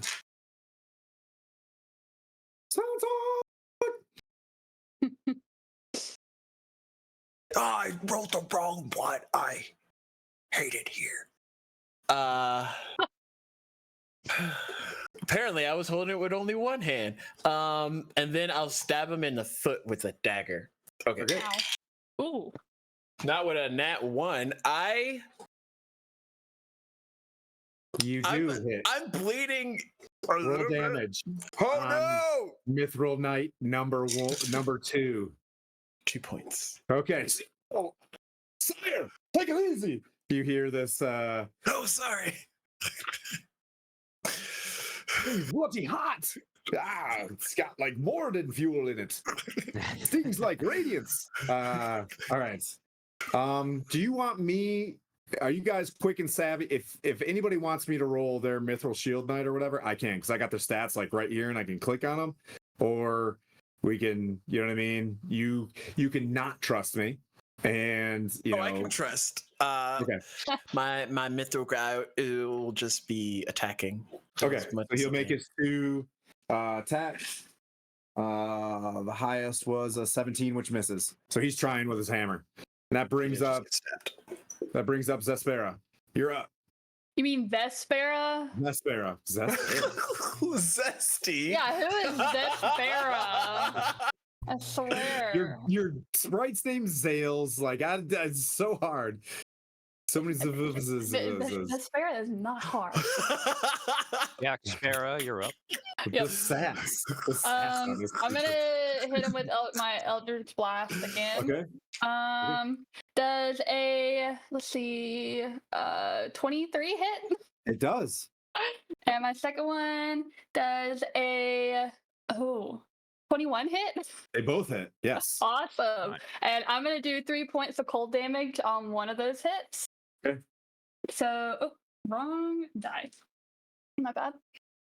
So that is 9 points for the first one and 12 points for the second one. Okay, so that's a total 9, 12, 33. 23? 20, 47. Okay. Total 47 damage. So you're just consistent. Bam, bam, and you're hitting this thing. You want your shield knight to hit? Oh wait, I lost sorry. 9. Yeah, Oh, that was mean. yeah, he's a That was smashed up ball of mean. metal somewhere. That brings up Gwyn. All right. Alrighty. I am going to attack the fire giant with my Mace of Disruption. All right. Alrighty. Don't forget that one has Charm to the Slayer, so it does. You roll another of its attack die on top of it. Okay. So if it's a die 8, I think for a mace, you roll 2 die 8 It's a D6. or die 6. Yeah. Yeah, I Thanks. was just saying.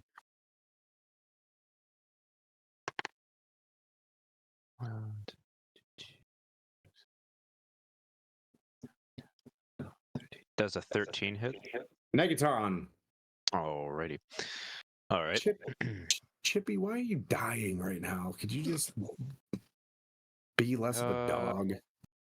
Yeah, be Let's more see. human. Be more human. If you get a choice of being a dog or a human, you be a dog. I'd definitely be a dog. Oh, 100%. They have the best life. I just don't want to go to work. I'd rather laze around all day. Thanks for watching, Princess Pawpaw. With my bonus action, I'm going to use cast spiritual weapon at level 2. Ooh, okay.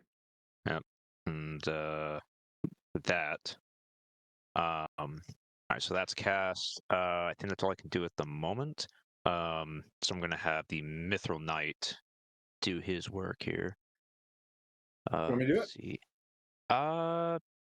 Sure, I trust you. Sure, yes. I look to George and I go, George, go for the toes. They both hit. Nice. George, because he was named, obviously doing a great job. He's swinging with his hammer with 2 hands. So he's going to do. This will be 2d10. Oh, man. Maximum damage. 9, 24. Holy smokes. Nice. Wow. Get him, George. I believe in you. He's banging away. The thing doesn't look bloody, but George went hard in the paint, helping you out for as long as he lives. And then the giant looks at him and he's like, "You're next." In giant. That brings up point. Okay, can you do wisdom saving throws as I toll the dead on him? Dong. Oh, actually, he might pass. 15 plus. No, he doesn't. 17. Nope. Nope.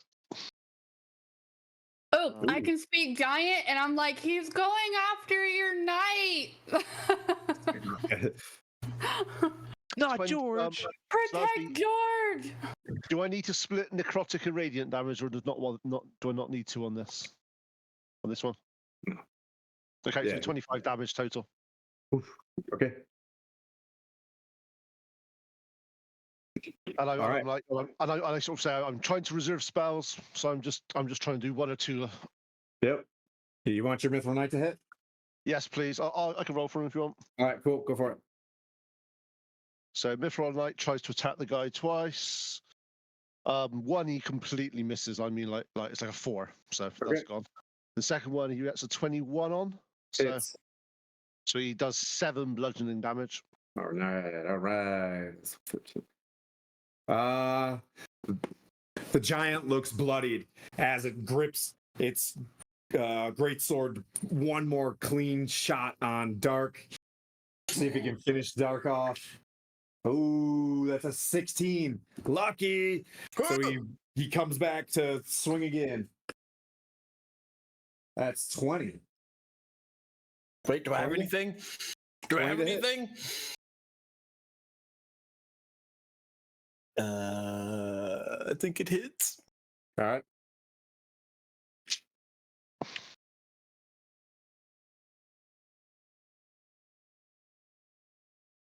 You had 9, right? Okay, you're unconscious. You had The 9. Dark falls. Oh. This thing looks over at this knight that just poked him as well, and then points towards Avenge Vistera me!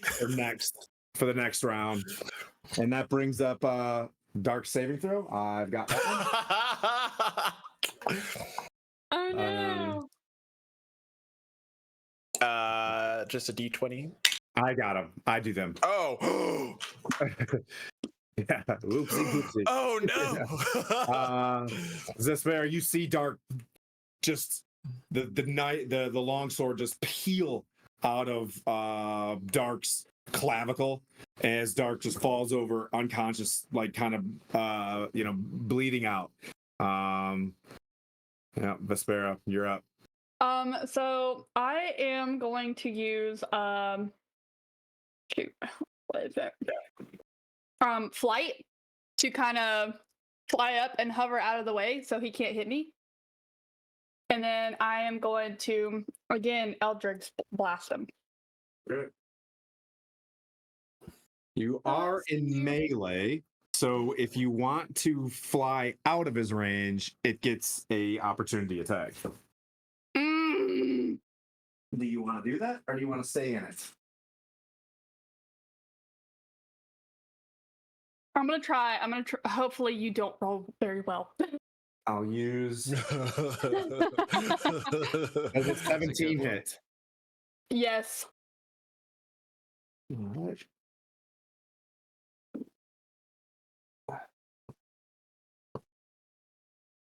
$22 Okay. slashing damage. But do I still, take flight and get up there? Yep. Okay. All right. Try hitting me next round. I think he might take that as a challenge, honestly. Well, hopefully he'll be too busy down there with y'all. So try and fly out the way. Okay, so that was fly. That was move. All right, and now that brings up Gwyn. Dark, your mithril knight missed twice. Okay. That brings up Gwyn. Yep. My mace. Do you want to heal Gwen? Do you want to heal Dark?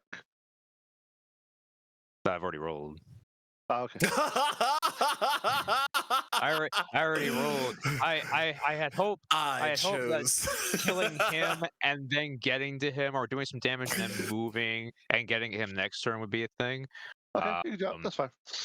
Does anyone have any supreme healing potions? Not supreme. I have a nice one. Oh, okay. Yeah, but only King Puent gets to use it. It's a decree. I can only use it, guys. It says right here, Wow. I'm getting a lot of flashbacks of early Dark in the beginning of the campaign.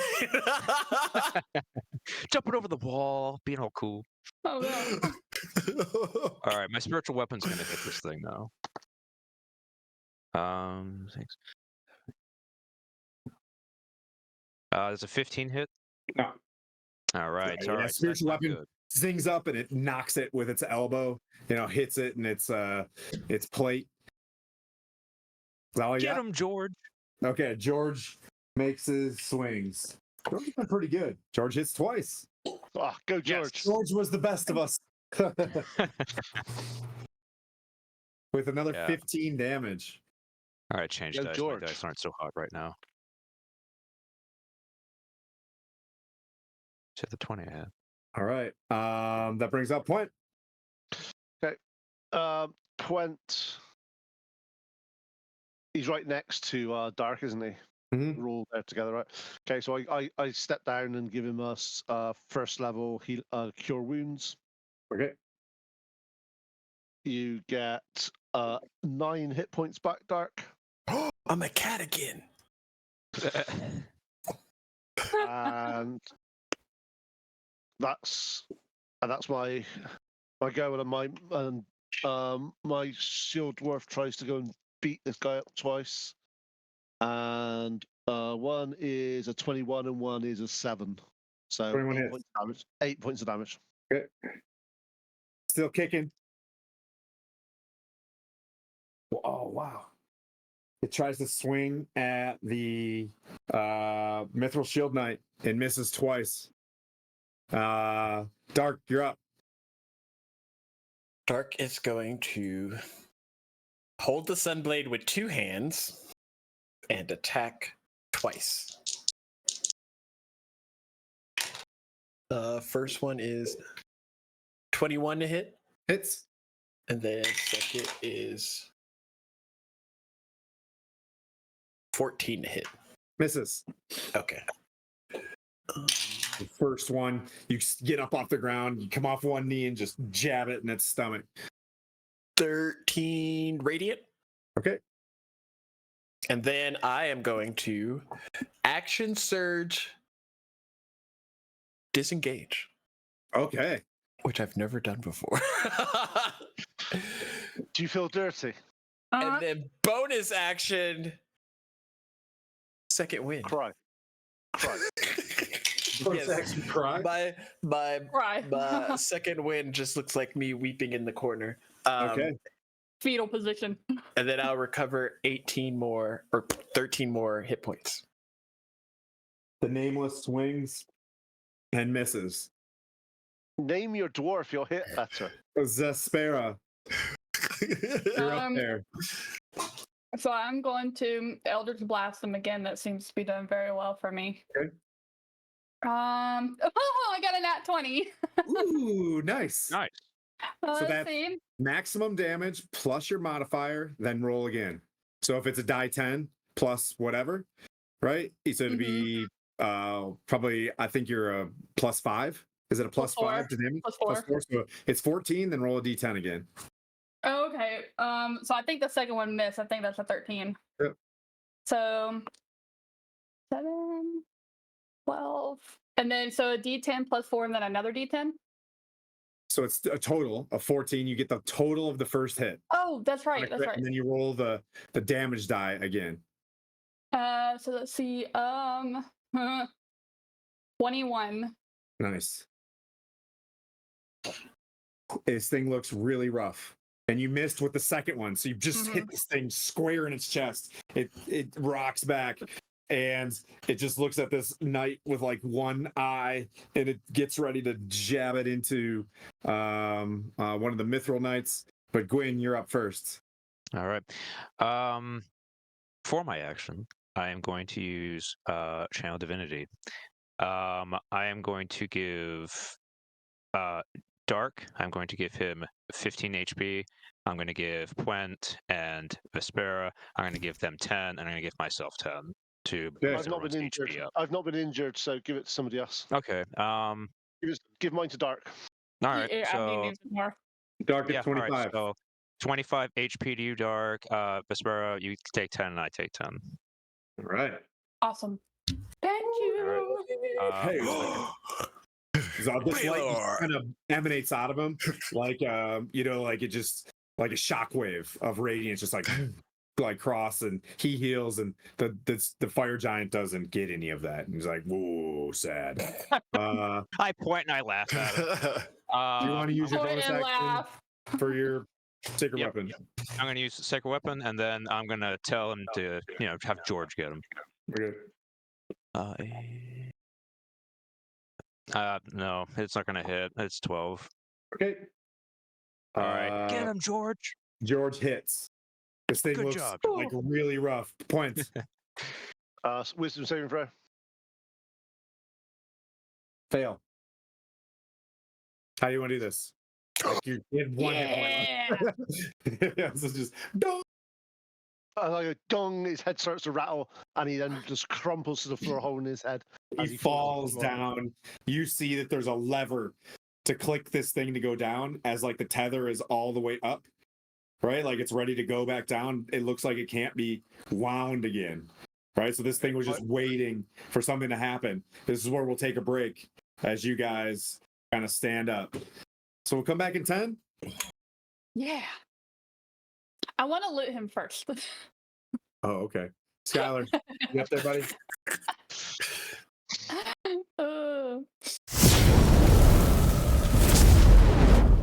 A spark within, but we can slow. I left behind the walls of home to find the truth, to stand alone. With every step, the cold grew deep. The magic stirred, no longer asleep. A princess, then a fray unsure. But through the frost, I learned much more. My hands, they glow with icy fire. Each battle stoked my heart's desire. The mountains high, the rivers wide. With friends, I learned to turn the tide. Frostborn, through every storm I stand reborn. Frostborn, with friends beside I face the dawn. Frostborn, the cold is mine, my heart unworn. Frostborn, my destiny forever sworn. Through dangerous space I found my way. In darkest night they lit the day. The bonds we forge unbreakable, all in ice and flame unshakable. But deep within a quiet ache, the home I left, the path I take. Though magic calls me far from there, and my heart remains, I hold it dear. Frostborn, through every storm I stand reborn. Frostborn, with friends beside I face the dawn. Frostborn, the cold is mine, my heart unworn. Frostborn, my destiny forever sworn. Now the winds obey my will. With frost I bend, the world is still. But even as I rise above, I long for home, the place I love. With every spell, with every fight, I'm guided by their strength, their light. My power grows, my heart is torn, but through it all, I am reborn.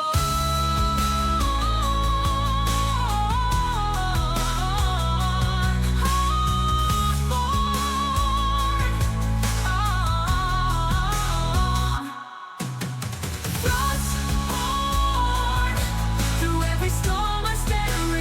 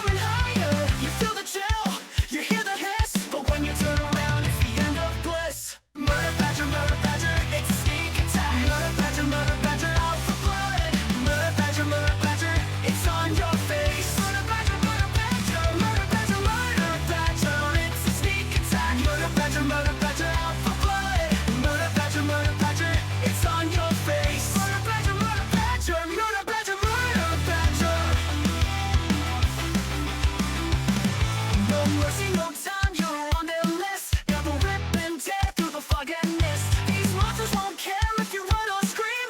Once they got you, you won't wake from the dream. Murder badger, it's a sneak attack. Murder badger, out for blood. Murder badger, it's on your face. Murder badger, it's a sneak attack. Murder badger, out for blood. Murder badger, it's on your face. Murder badger,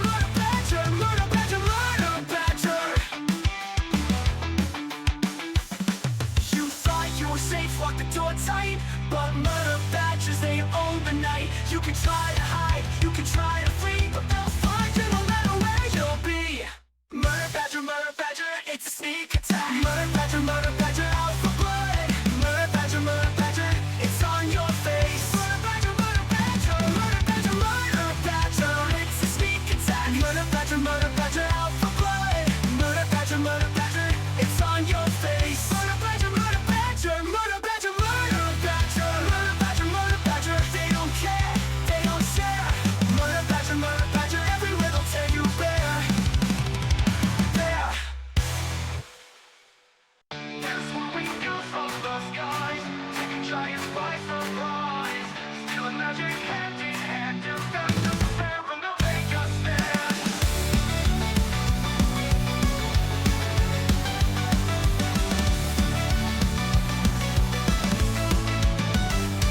From the shadows, no neck sneaks. His silent mind blades strike the weak.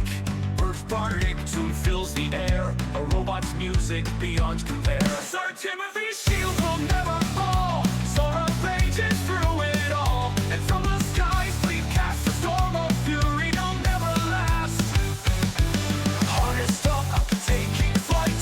Victory is in their sight. Knowing they can the Revengers. Who knew two knows were full of might. Knowing they can the Revengers. No one expects an airborne dive by. They can the Revengers. Slay foes wherever they go. It's knowing they and the Revengers. Saving the world for terror. With giants falling in their wake, there's no villain they can't break. From the peaks to forest floor, they're the heroes and they roar. Through the night and through the day, evil trembles in dismay. They're a force you can't deny, raining justice from the sky. Harnessed up, taking flight, ready for another fight. Knowing they can the Revengers. Who knew two knows were full of might. Knowing they can the Revengers. No one expects an airborne dive by. They can the Revengers. Slay foes wherever they go. It's knowing they and the Revengers. Saving the world for terror. With giants falling in their wake, there's no villain they can't break. From the peaks to forest floor, they're the heroes and they roar. Through the night and through the day, evil trembles in dismay. They're a force you can't deny, raining justice from the sky. Harnessed up, taking flight, ready for another fight. Knowing they can the Revengers. Who knew two knows were full of might. Knowing they can the Revengers. No one expects an airborne dive by. They can the Revengers. Slay foes wherever they go. It's knowing they and the Revengers. Saving the world for terror. They fight for truth, they fight for might. In the end, they'll win the fight. Knowing they can the Revengers fly. Heroes rising to the sky.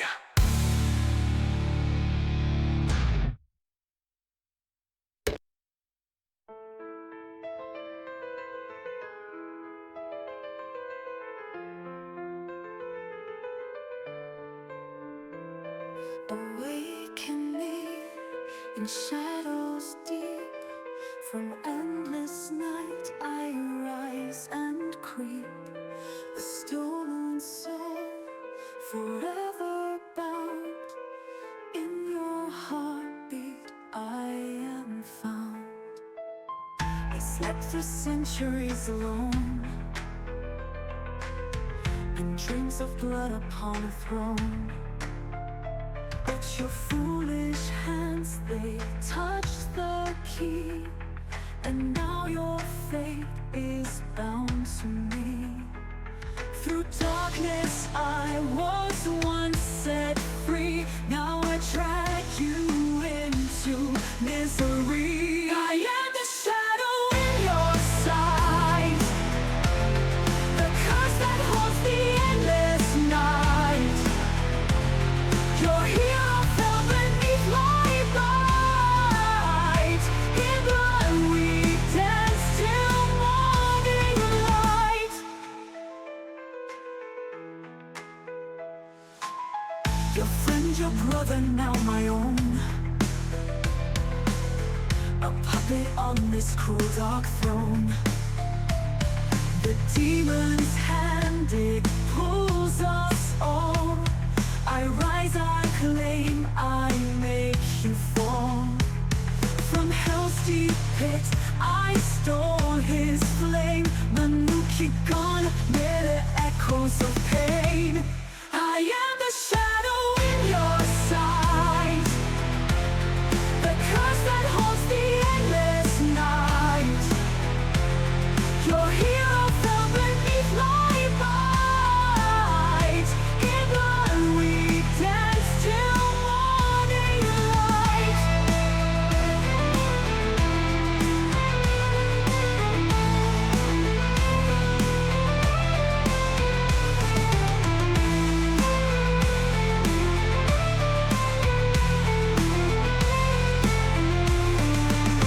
But in the dark where shadows sin, a heart still beats within this thing. I am the weapon, I am the blade, but long ago I was betrayed. Now cursed to walk this endless fight, no dawn to break this eternal night. I am the shadow in your sight, the curse that haunts the endless night. Your hero fell beneath my bite. In blood we dance till morning light.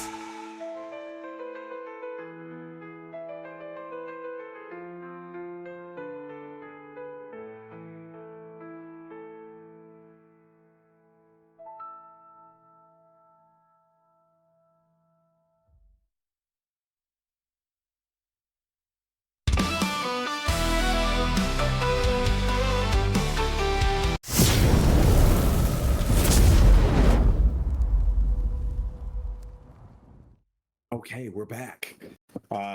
So you wanted to loot the fire giant Vespera. You found 10 platinum pieces. Like, if this fire giant is staying behind an iron slag, this is probably a high ranking. These are the high ranking dudes. So you find 10 platinum pieces and a haunch of meat. It's about the size of a horse inside the bag. Like, this thing was just eating, a huge beast in its pocket. You can keep that haunch of meat if you want, but I recommend Yeah, the it calls up like road snacks. 10. Circular room, kind of stone walls, big giant circular, wooden floor, big wheelie thing, and then there's a lever that's fixed to the elevator itself. Like, it goes with the elevator. Does that make sense? Like, if you click it here, you're not gonna like see the thing go away. Like, you can move the elevator. Where you're at right now, there is no doors other than the adamantine doors that are sealed by the forge, where he uses his channel divinity to seal it. But she sealed it so good that a fire giant couldn't even open it. So it's pretty damn sealed. Mirren and his dwarf are outside. You guys are inside. Where would you like to go? You get the sense, point anybody dark, having some idea about mechanics. You click this thing's going to go down. We've made it this far. Well, thing is that we have made it this far. That is true. But if we were to stop now and turn back, we'd have to cross the chasm of death. Like, you know, I could open the door if I needed to. We could open the door if we needed to. But let's Yeah. all stand on the lift, and Yep. I think we could pull the lever and jump back on pretty fast, can we? I mean, I could just the use lever my that mage attached hand. to the lift. Oh, okay. It's like basically on this spool, you know what I mean? You hit this thing, the spool's with the lift, and you get to see just how much rope is down there. Okay. Well, in that case, then we all get on, look at each other. Actually, before I do that, how hurt is everybody? I'm off 12. I should Let's be see. fine. Cleric, are I'm you like gonna halfsies. ask clerics? I don't know how much short rest you guys have taken, but you can. Well, no about short rest. No about short rest. Yeah. I've got spells. I'm just trying to figure out how hurt are you all. I am down 12. Okay, this is just before we Same. do this. Just do a notepad a minute, just so I can figure out what you guys are. So you're currently, because you're 12 hit points down. What about you? And Vesta's 12 hit points back down as well. Mhm. What about you, Dark? I am math. JD, do you have dice? 24 hit points now. I am stunned because I can only picture you right now, Dark, like laying on the ground, like in a puddle of just like mush, and you're like, guys, I'm only 24 down. You're just I'm only 24. Doctor says, D&D I think beyond he'll us. make it. He's Yeah. nothing but jelly, but it's like he'll make it. Nah, I'll save Mirren for a montage. He's learning how to use his displacer cloak. Oh, you're saying he fell with Nah, I was gonna, Second. yeah. We'll save that for the beginning of next episode. Him catching up to you. His athletics through the roof. You're not. I just worry for you're not- his dear sweet mithril shield knight that's up there with him. All right. You Dark's guys- gonna go over Actually, to before I say that, is any of our shield dwarfs hurt? One's got a scratch. Dark's it just a mithril shield knight. MSK2 is what he's got for a name right now. George is good. Okay. When you say a MSK2 is scratch, a little bit hurt. he got hit by a giant, didn't he? So it's not going to be a scratch. No, he got hit by a sun sword. yeah. How was he get hit? Oh, I just glare at Dark. Speaking of which, Dark will get up and walk over to Gwen. Maybe you can hold on to this better than I can, and he'll hand him the sun Ooh, sword. a new toy. I'll hold on to it for you. And when we're done, I'll give it back to you. And maybe you can learn how to hone your As skills. soon as you grab this sun sword, Oh no! when you have an image Sunblade, sorry. and you see yourself in like wielding this and fighting some gigantic mechanism with this huge godly fire from the top of it with like socketless fire eyes swooping down, and so you just have a glimpse of this, but you can see you with the golden wings, you know what I mean, of Palor and stuff, and you think that this is your destiny. Nice. Alrighty. And you said it's a sunblade? Yeah. All right. Do you have to attune to it? Attune to it. You do. Okay. If you want to drop your shield, it's pretty BA with two hands. It's a trick. Don't do it. Don't do it. Yeah, got an 18 AC. You're good. Nobody, dear Watsy, nobody uses two-handed weapons other than barbarians. Like, True, stop that is with probably this. true. Stop. Unless you're Dark. That's Yep. true.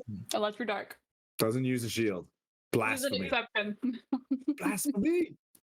Okay, I'm just looking. I'm just trying to work out some. Okay, we might push on with these hit points and just Dark. Just, I know you like to go full frontal. Just play a bit tactically. We've only just got into this place. We need to start thinking a little bit more. There's going to be lots of giants here. Okay. To be fair, the last attack I wasn't planning on. Yeah. No one ever does. the reason why they're called accidents or attacks is you never plan on them; they just happen. So, okay, let's all stand on this elevator and go kajunk. All right. Kajunk it is. So, as you do this, it takes a moment and it starts going down. Probably a little bit heavier with a fire giant laying on there as well. It takes a moment and you start to begin to see the opening of a large, opening of a tunnel. Like if you want to stop it or whatever, it goes to the base of a tunnel. It stops for a moment. You look down, you see like railroad tracks, like cart tracks down the end, and it looks dark. 5, 4, 3, Stay on here a bit. Stay on here again. So you're gonna hold it? Yeah. Okay. So we're at the first floor, I take it then. This is what this looks like. Oh, the 19th floor. You know what I mean? But yeah. Okay, we're the first floor we've just got to. How's that? Yep. You know what I mean? Yeah, exactly. Well, I'm good. They're expecting us down there anyway. Should we just keep going? I don't know how many stops this lift's going to have. Well, I mean, if you're the big bad evil dude, I mean, I'd say you'd be at the bottom. I will go down to the next. Think of how much stuff we could find on this floor that we could possibly use. That's true. We could chop off the head and then wipe out all the stuff as we leave. Yeah, that's true. We can either collect stuff on the way down or collect stuff on the way up. It doesn't matter. Looting is going to be a thing. Wouldn't you want to get helpful stuff before you go defeat the big bad boss? Depends. Do you want to have any hit points and spells left whilst you fight the big bad boss? Yeah. Or do you just want to be used all your resources on 5 hit points each, walk into there and go, "Hi, big," and die. So I have a question. How cold is it down here on this floor right now? How cold is it? How cold is it? What are you asking for? Just tell me what you're asking for. Okay, I just like peer out and I'm looking around. It's like I get the really scared feeling there's a Remoraz around here. Oh, no. No, there's no Remoraz. All right. Well, I just look at her and I go, listen, like, I mean, this place looks really cool to loot, and I'm totally with it on that, but just, I don't want to run into a Remoraz, or spiders. Think of it this way: there's various carts and things like that, but it looks used. Like the carts have come up and down, but there's nobody here presently. Maybe that fire giant was on duty right here, kind of waiting. With there being fire giants, is it getting hotter the further down we go? You can sense that. Yeah. What were you saying? Do you want to look through the cracks and look below? Yeah. Yep. Yeah. If you look below, you do see light, like really bright light below you, but it's like 500 feet. I see Vespero's point at the moment. It's like, yeah, we could, if we do find something important and so on. I mean, we could all just take a vote and see what happens. And I mean, we can use one of. Go ahead. Either we explore and investigate or we go down. I personally say I will vote for whichever. I'm good with whichever. We can continue down or we can look around for a little bit and so on. I'm good for either. Both arguments are valid, so it's either we preserve ourselves and fight the big bad and then come back and loot, or we go and loot, find something potentially good, go down and, have a better chance, supposedly. I mean, it's kind of a 50-50 gamble at this point. So I leave it to you guys. If I may add another point, we could use the upper level with no higher ranking monsters to long rest, possibly, and you can get your spells back. Aren't you a little low? I think we'd have to ask God that one, but that's. Oh God, Paylor. Oh, Paylor. Yeah, he's got me on hold. I do doubt that there will be.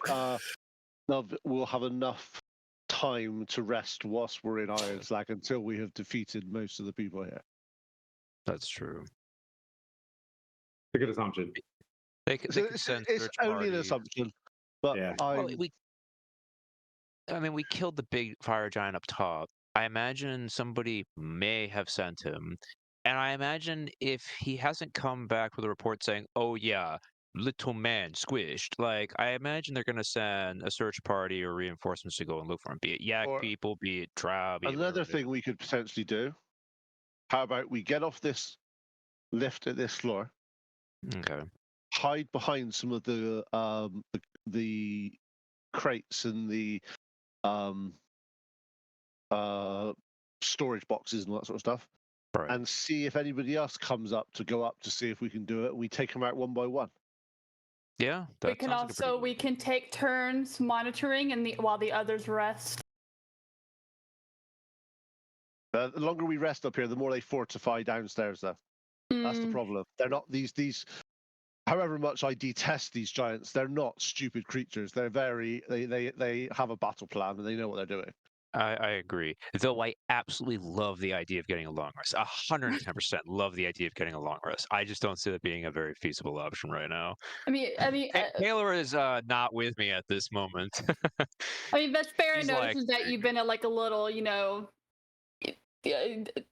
disconnected because you feel like she sees how more useful you could be if you had access to more of your spells. God, Just I have trying no to help idea you whether out. I don't know whether I should trust you or fear you. I have no idea. Like you're like the devil on my shoulder right now. Just like, come on, you want to go ahead, take a long rest. You want your spells back, right? As they're all discussing, I just push the lever forward. We just start going down.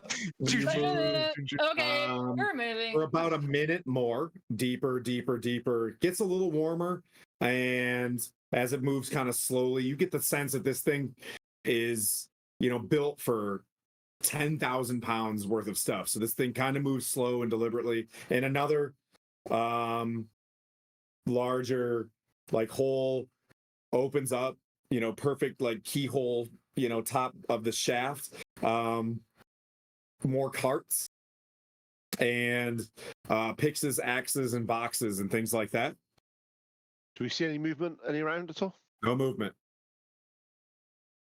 How dark is it? Did you say? Is it getting darker? I mean, I would assume it's getting darker. Dark down the shaft. I can see 60 feet, so I can see, Yep, your little eyes do the bat thing, when you're looking down, and you don't. Sonar. It just looks like it goes and it curves downwards. But you can also see where it goes upwards. There's the other. If you look 60 feet down, you can see where it goes up and down as well, where it probably meets the other floor. Okay. All right. Well, if we don't see anybody, I say we continue going. Yep. Press the button again. Yep. Another minute goes by. The same scene goes up, begins to stop. You want to keep going, or you want to do a check? Do you want to stop? Yep.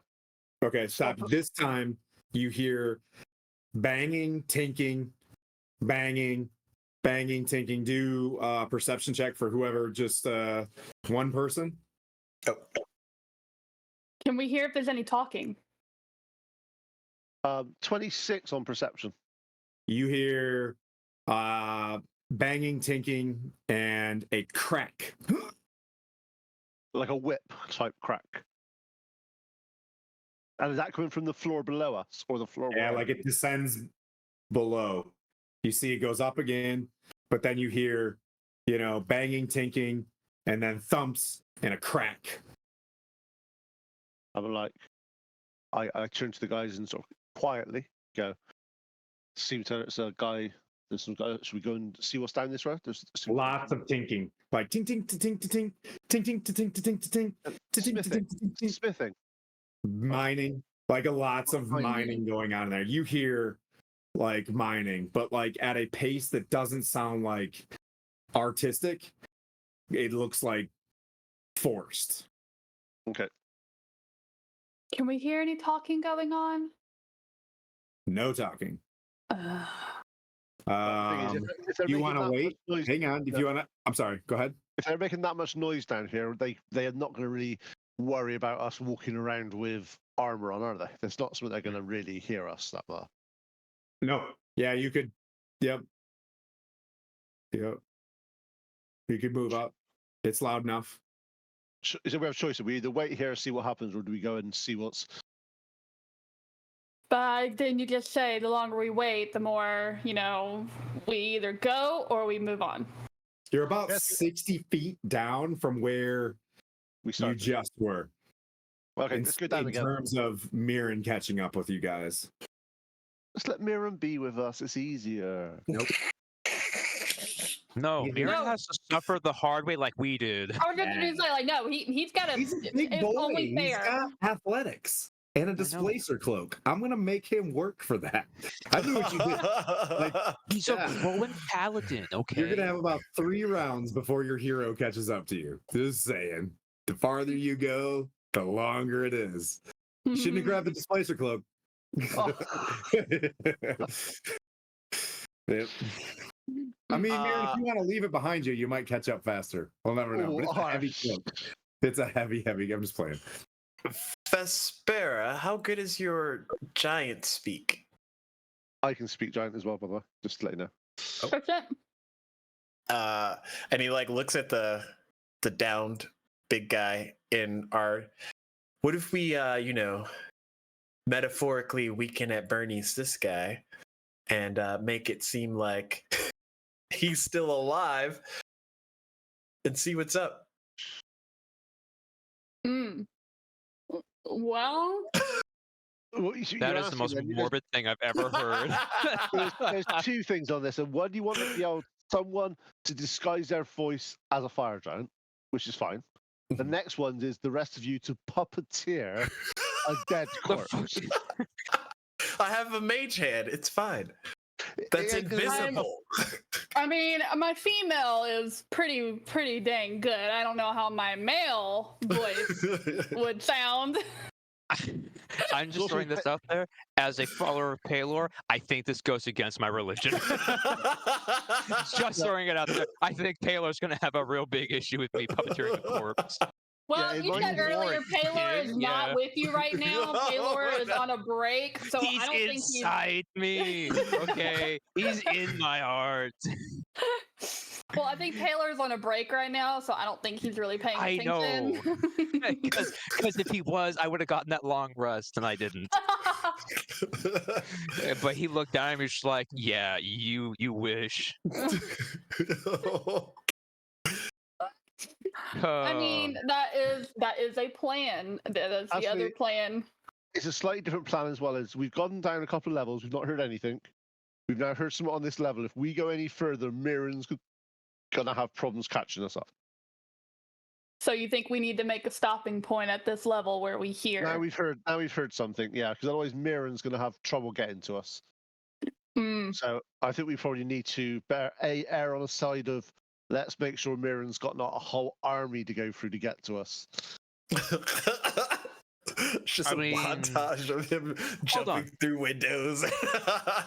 Here's the thing, though. There wasn't a separate lever up there and so on. So how is he going to be able to call this lift back up to him? So that way he can reach us. We have no idea. The DM will think of something.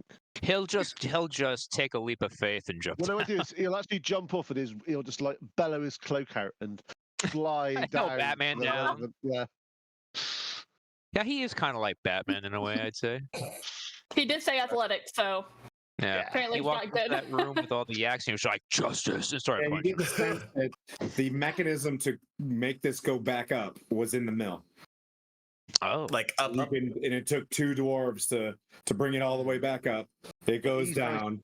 But Mirren is nice and strong anyway. He's Yeah. yeah. He could just climb down a shaft. he In his has the Mithril Shield Knight, MSK4, super And strong too. He has the potion of frost giant strength too. So honestly, at that point, he's got all he needs. Yeah, he's fine. All right. What do you Anyway, guys think? let's You guys go. think you're gonna move to this sound. We're gonna move to the sound. Let me make some adjustments here.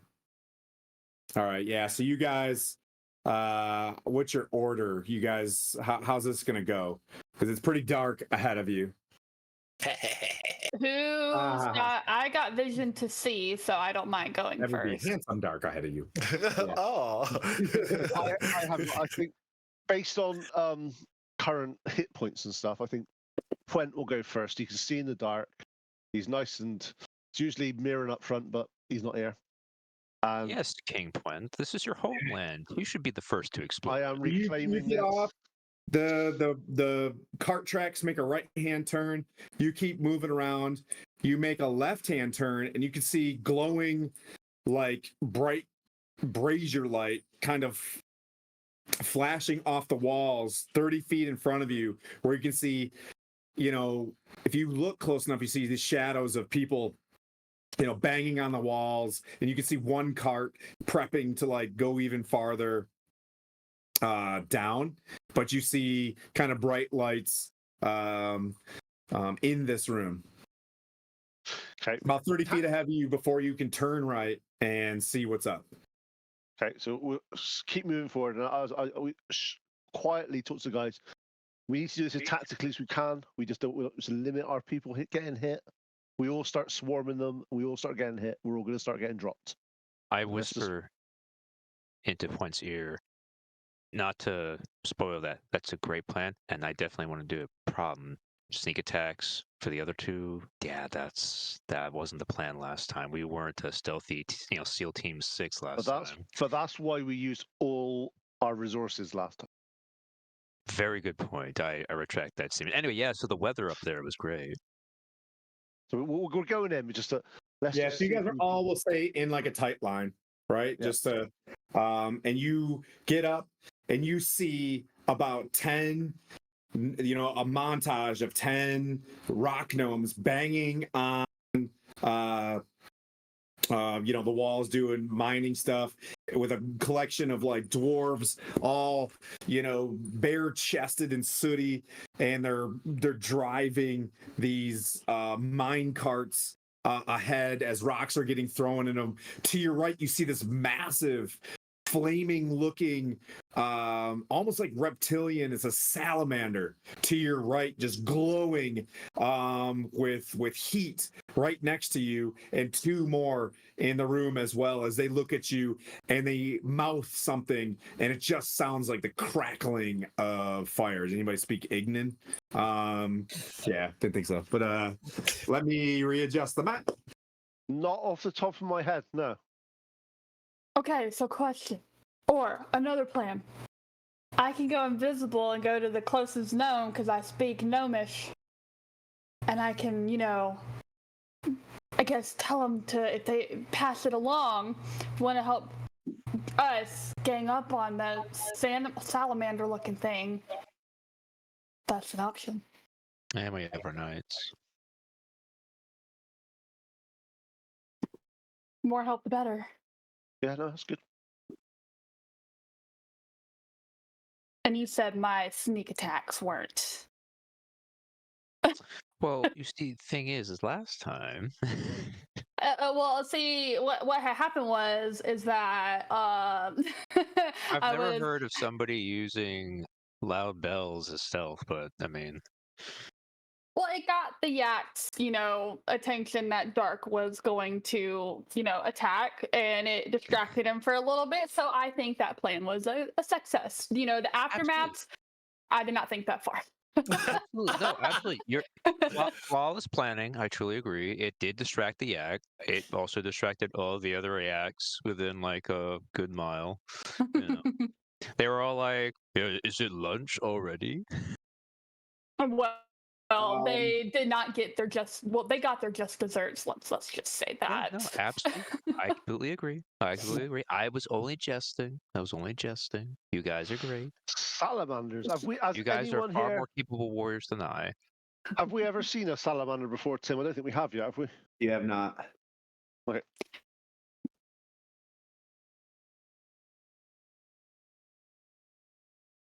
But they seem to be busy. There's your map. There they are. You can see they're poking. All they do is touch. And you hear the whoosh, like from the fire of these things, and you're like, that's the crack that I heard, and a gnome, and it'll just start like banging away. You guys can roll initiative, or you guys can, if you'd like, and then you can pick how you want your potential surprise round to go. I'll roll a perception check for these guys as you come up. Ooh. Okay. Are you trying to stealth point? Fuck no. Okay. Yeah. Come on. I'm in full plate mail and I'm a dwarf. Right? Right. There's chances of me being stealthy are about 0. I'll give him an 18. All right, who got above 20? Ruh-roh. Who got above 15? I got 19. I rolled a nat 20 on my initiative. All right, buddy. Right. Anybody above 10? I got a 12. Okay. Oh, no. Vespara, not Zespara. Vespera. I've corrected Get it for you. right. Get it right. It'll take me like 3 sessions. And then anybody above 5? Technically, this is the 10. third. 10 and a 5. Okay. Dirty 10. Dark, and then Glenn Technically, got this 5. is the third. He says this Okay. every episode to restart. So they're banging away. Points. You seem to have the jump as one of these things kind of looks over at you as you peer your head out. One of them closest to you kind of turns its head and looks at you likewise. Okay. Wisdom saving throw, toll the dead on it. Dong! Okay. Fail. Okay, as it hasn't been injured, it does less damage, annoyingly. But okay, that's 16 points of Gee. necrotic and necrotic and radiant. Does it make a difference on these? It doesn't. Okay, so that's how much damage it did.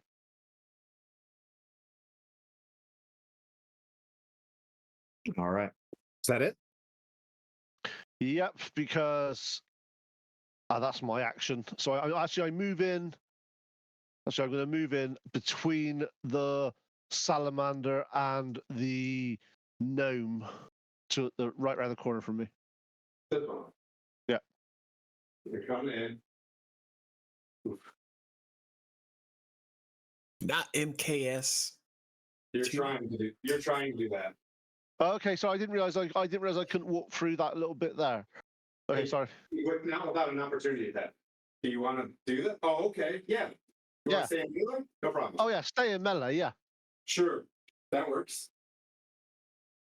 Yep. You can squeeze in there and be like, surprise.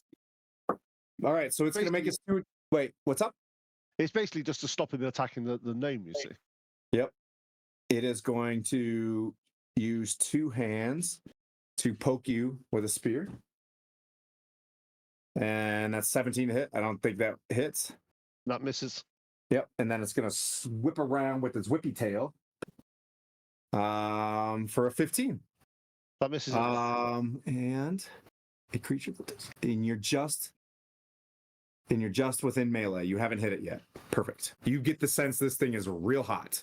The other 2, the one that's closest to the outside of the map runs up to you, Quint, and makes its 2 attacks. The highest was an 18. Miss. Oh, I'm sorry. The highest was a 21. Miss. Okay. Full plate mail dwarf. You can't go wrong with a full plate mail dwarf. Oh no, 21 and it misses. Dang. And this one just walks up and melts this guy. I know. Heading this direction.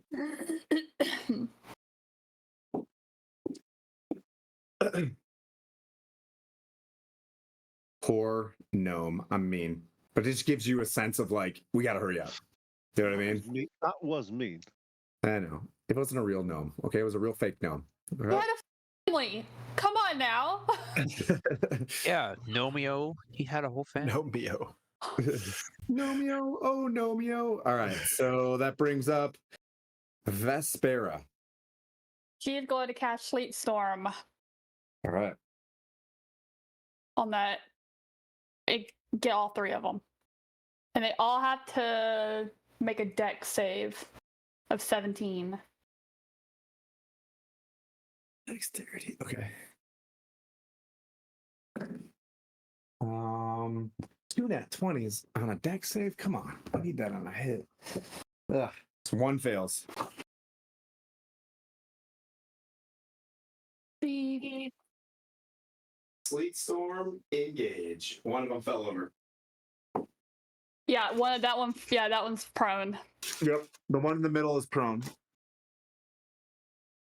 We will say. Anything else you'd like to do, Vespera? Nope. Okay, Dark, you're up. Don't die. I'm gonna take out my greatsword. Okay. And The say, flame tongue greatsword. You just the third weapon of the battle. All right. yeah. And like whisper Ignis to it as a bonus action. Okay. And make it light up. And then for an action, I'm gonna turn invisible. And then I'll move probably. You will need to make a dex save when you enter this, though. Yeah. I'm so good at dex saves. Okay.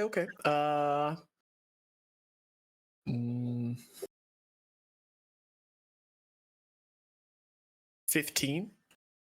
Oh, you failed. Oh gosh, I fall. My invisible body falls.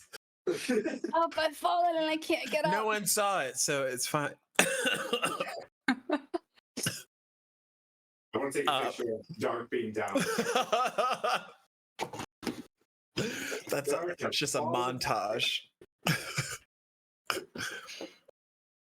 Okay. Be great for a reel. That'll be the end of my turn. Nobody knows, but Dark fell. Yeah. He's just laying there like, ugh. Gwen, you're up. Africa. All right. Okay. Me and George are going to go around by that cart, and we are going to. Well, actually, no, hold on. No, because no, we'll do that. We'll do that. We'll go up and around. Is the one that's down? Is he dead or is he knocked out? He's prone. Yeah, he's prone. All right, I'm going to. Just me and George are gonna hit him up. You're going over here to hit him? Yeah, we're gonna finish. We're gonna finish him off, me and George. Rounds, you're within range. Okay. Make it dex save. Yep. Do one for George. That's like a 2. Okay, you fell. Yay! And so did George. You both fell. Oh damn. Yeah. on you guys. I did this expecting y'all to make y'all's saving throws. We've been meaning to talk to you about your life domain insurance. I should have realized. I should have realized earlier. Me and George was like, "These guys need a nap, sleep." So you actually slipped and then slipped on something invisible underneath you, which was dark. Oh, yeah. So I banged my head. Hey, watch where you're going. But Dark Dwarf doesn't fail. Rolls a nat 20 dex save. That was another waste. That was 3 dex save nat 20. So those are gone. Is it a waste though? No. Then runs up next to point to hit this guy, this salamander. Oof. One of them was a nat 1. He's gonna miss and swing and hit the other salamander. No. Yeah. Yeah, he's not gonna hit point though. Because they're NPCs. Screw it. He hits point. Oh, okay, hold up. Now, wait a minute. Hey, can he even hit point? Yeah, that's the thing, because his AC is so high, it's not even, you know what I mean? Like, so that brings up the salamanders. I should have used the cloak of displacement on myself. The salamander stands up, sees Gwen, Hey. and the Mithril Knight, who are prone. Is he gonna trip over my body? He's going to attack the Mithril Knight. No! George, run! Not Georgie. I They both hit. So he uses a spear with 2 hands. Where's my die? That's 10, 11, 13. Apparently, everyone is supposed to get boots of the Winterlands.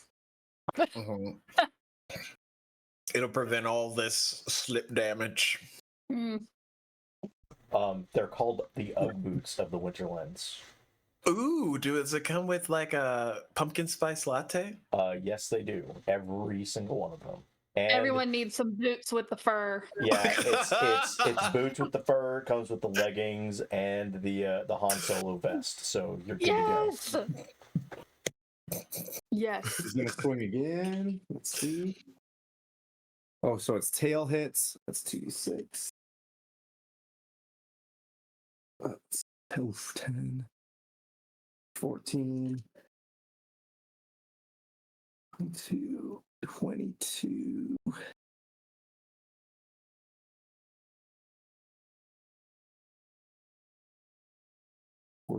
That guy looks really, really rough, and that Mithril Knight is grappled with its tail. And that brings up another salamander that's going to, they're both going to all attack Plint with its 2 attacks. It is the highest was an 18 plus 7, 25 to hit. That one hits. All right, that's its tail, because that's its spear. So 2-handed. That's nice. 15, 19 piercing and 1 fire. So 20 total damage. Okay. And the next salamander is going to keep swinging on you. Oh, there's a Mithril Knight up there, isn't there? Mhm. Trying to No, help. mine left lights around the back. I told him not to come. Okay. Get back here with me. Does a 22 hit? Nope. Wait, 23. Sorry, Nope. 23 to hit. Nope. Okay. Nope. It tries, it misses. And that brings up Duck, who is on the ground, invisible. Nobody knows. But there is a Man, saw salamander nothing. like right above you. Okay, with my invisible greatsword, I am going to lunge in to attack. Okay. Do I get advantage for the first attack before I come out of invisibility? Sure. Okay. 19 plus. That hits. Okay. But as you get this close with it. What's that? Oh, sorry. I become visible again. Yep. But you getting close enough for melee, you take 10 fire damage. This thing's, yeah, if you hit and melee or get in with it, you take damage. Is that a constant thing? It's a constant thing. So it does have Remoraz juice. You try. Yay! Okay. It takes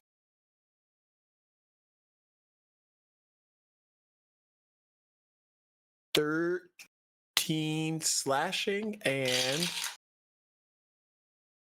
11 fire damage, which That doesn't probably that's immune to it. Yeah. Yeah. So you said 13, then 11. Yep. Okay. Anything else you want to do? Attack it. Is it just once per turn? Yes. Okay. Attack it again. Get him. 19 to hit. It's I'll just roll the slash.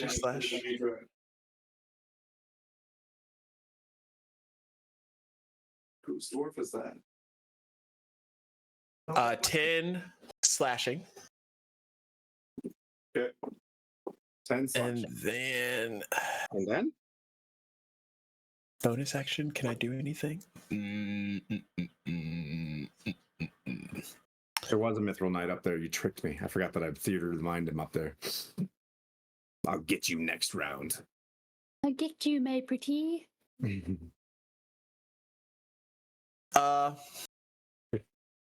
Yeah, that's the end of my turn. Okay. That brings up. Who's up? Gwen! You're laying down. Your Mithril Knight just got like skewered. He's like, tell Bethany of her. He's being very dramatic. Is he dead? Or is No. he just dying? No, he's standing up with you. All right. I stand up and I look over at it. He's making that sound like, we're up, right? Okay, 1 second here. Dark, your guy misses twice. You rolled a 2 and a 4. Oh, I look at him. Your name's Maverick, by the way. Start hitting stuff. All right. I'm gonna give him Live up to your name. good old Mav. All right. I'm gonna give him a middle name that starts with an S and a last name that starts with a K. Oh, there we go. Mav, doing great. George. He's like, oh, I have a name. I have a name. Does 19 hit? It does. Huzzah!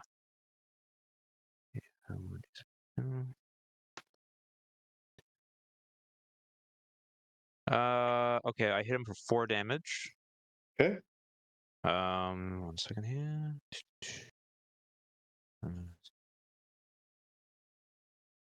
Yep. Okay, and I can't do that. All right. I tell George to attack him now. All right. Sick 'em.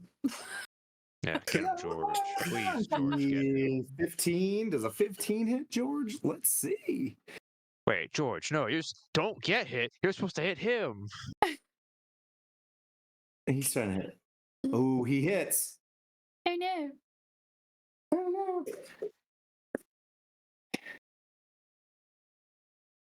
You see him swing twice, and one of his hammer strikes hits him, but it hardly makes purchase. And then it just doesn't hit as much as it could because it's not a magical weapon, but it does do some damage. And that brings the top of the round, the salamanders. That salamander looks at George and makes 2 awful attacks and misses. George lives. The other 2, because they couldn't hit Quint, are attacking Mav? Ooh, Let's go. One gets a natural 20. I think this is the end of Mav's 2, 8, And you just named him. I feel really bad for the dwarves that we brought with us. Oh, no. Yeah. That one just skewers straight through. It's max damage on this one. It's more than 50, so it just falls over. His armor, he's like, was finally named. And just falls over dead. No. And then it turns, the other salamander turns on point and tries its best. Does a 17 plus 7, does a 24 hit a point? Yes. All right. Gonna go with that same attack with the spear. That'll be. We're gonna 2-hand this one because we don't like point. 8, 10. I'm just kidding. 12. Everyone likes point. It's 12 piercing damage on good sweet dear Sir Point. Yep. And 3 fire damage. Okay, I take less fire damage Okay. because I'm resistant. And that brings up a point. Get him, Point. Get him, Point. Second point.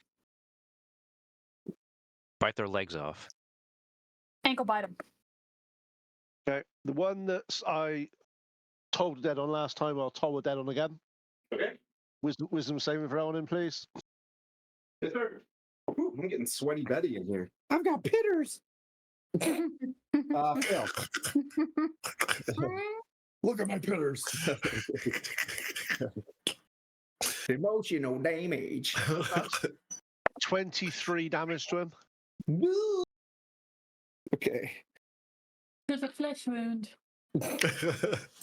As its arms get chopped off. You see the bell hits and it wavers the flame that kind of just like trickles along its salamander body, its form as it continues to writhe against you.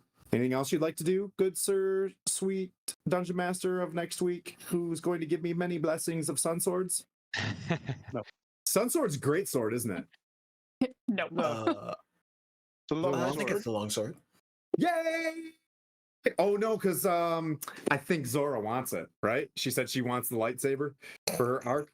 She'll have to go to a longsword. Yeah. But that's a sunblade.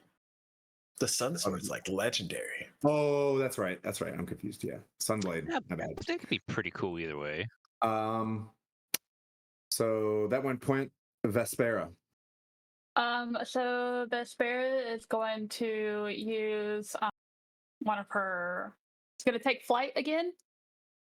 She's going to fly in, and then she's going to land right on the other side of the cart that's in the middle, where she's right behind that one salamander. Okay. She's going to take flight. And she's going to Is that into your? So have you flown into your sleet storm? Well, since I didn't walk on it, I don't think I would have to make a dex save. Oh yeah, it's the floor, isn't it? You cast it, it stays on the floor. So That's why I take a flight. Like here? Nope. Nope. Other side. A little bit back. Yeah, a little bit back. Yep, there you go. All right, so A little bit. The terrain is still kind of icy there. All right, Yep. what else you want to do? That was your action? That was my bonus action. Let me. Okay, and then I'm going to hit the one salamander that I'm right behind with an Eldritch Blast. Okay. Okay, so that is that is a 26. Does that hit? Hit. Okay. Let's see. Oh, that is a 23. Does that hit? They both hit. Yes. Okay.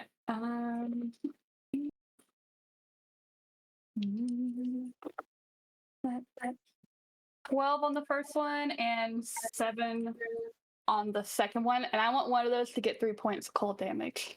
Okay. So you're hitting both of them. Mm-hmm. Both of them on that one. Both Eldritch Blast on one guy. Got it. 19. Yep. Okay, it's a 22 total damage. All right. And that one, that's its first damage that thing's received. And you just, and there's like a stream of a little bit of cold beam flies into this thing, and it screams and rears its head, but it still wants to get itself a dwarf. That's fun. Oh, we're yawning. I gotta turn on the acting skills now. Like, we're on now. Yeah, here we go. All right. That brings up Dark. Oh gosh. You are still in rough terrain, but you're in one spot. You're not moving, so it's just difficult terrain. You don't have to make a dex save if you stay there with that salamander.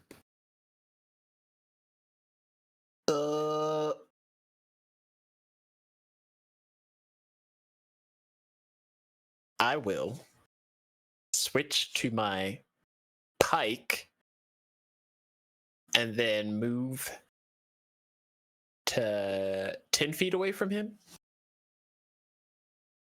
So you're moving. Okay, so make your dex save, and he's going to get an opportunity attack.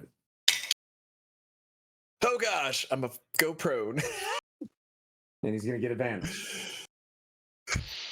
So that's 24 to hit. That hits. That's 9 piercing. Sweet. 4 fire. Oh gosh.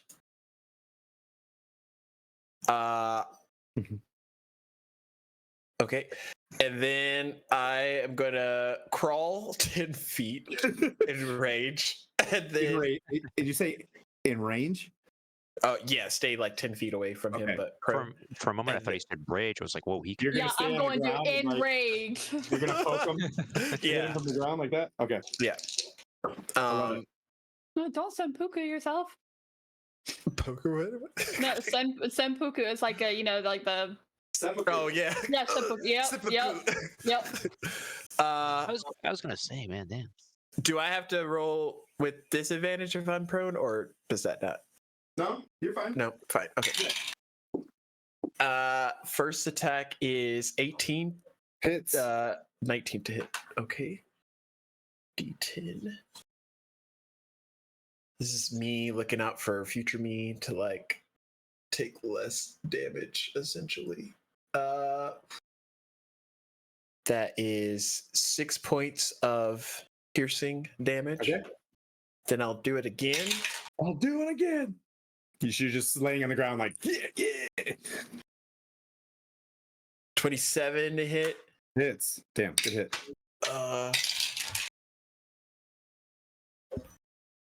12 points of piercing damage. Actually, it looks in rough shape as like its flame is starting to flicker out. You see parts of its body just not like igniting and going kind of dark. Oh. and since I I'm describing hit it. A shadow or like a psionic form of me, astral, I don't know, I'm gonna activate my psionic strike and hit again. Okay.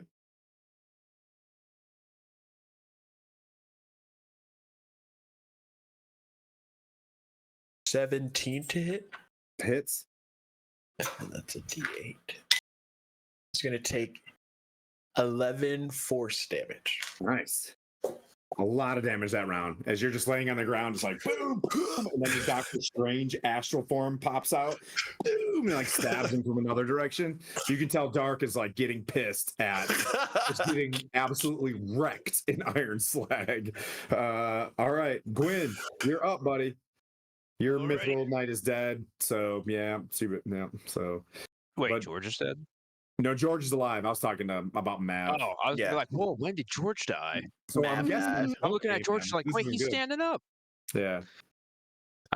It's a 16 to hit? miracle. 16 does hit, I believe. Yes, it does hit.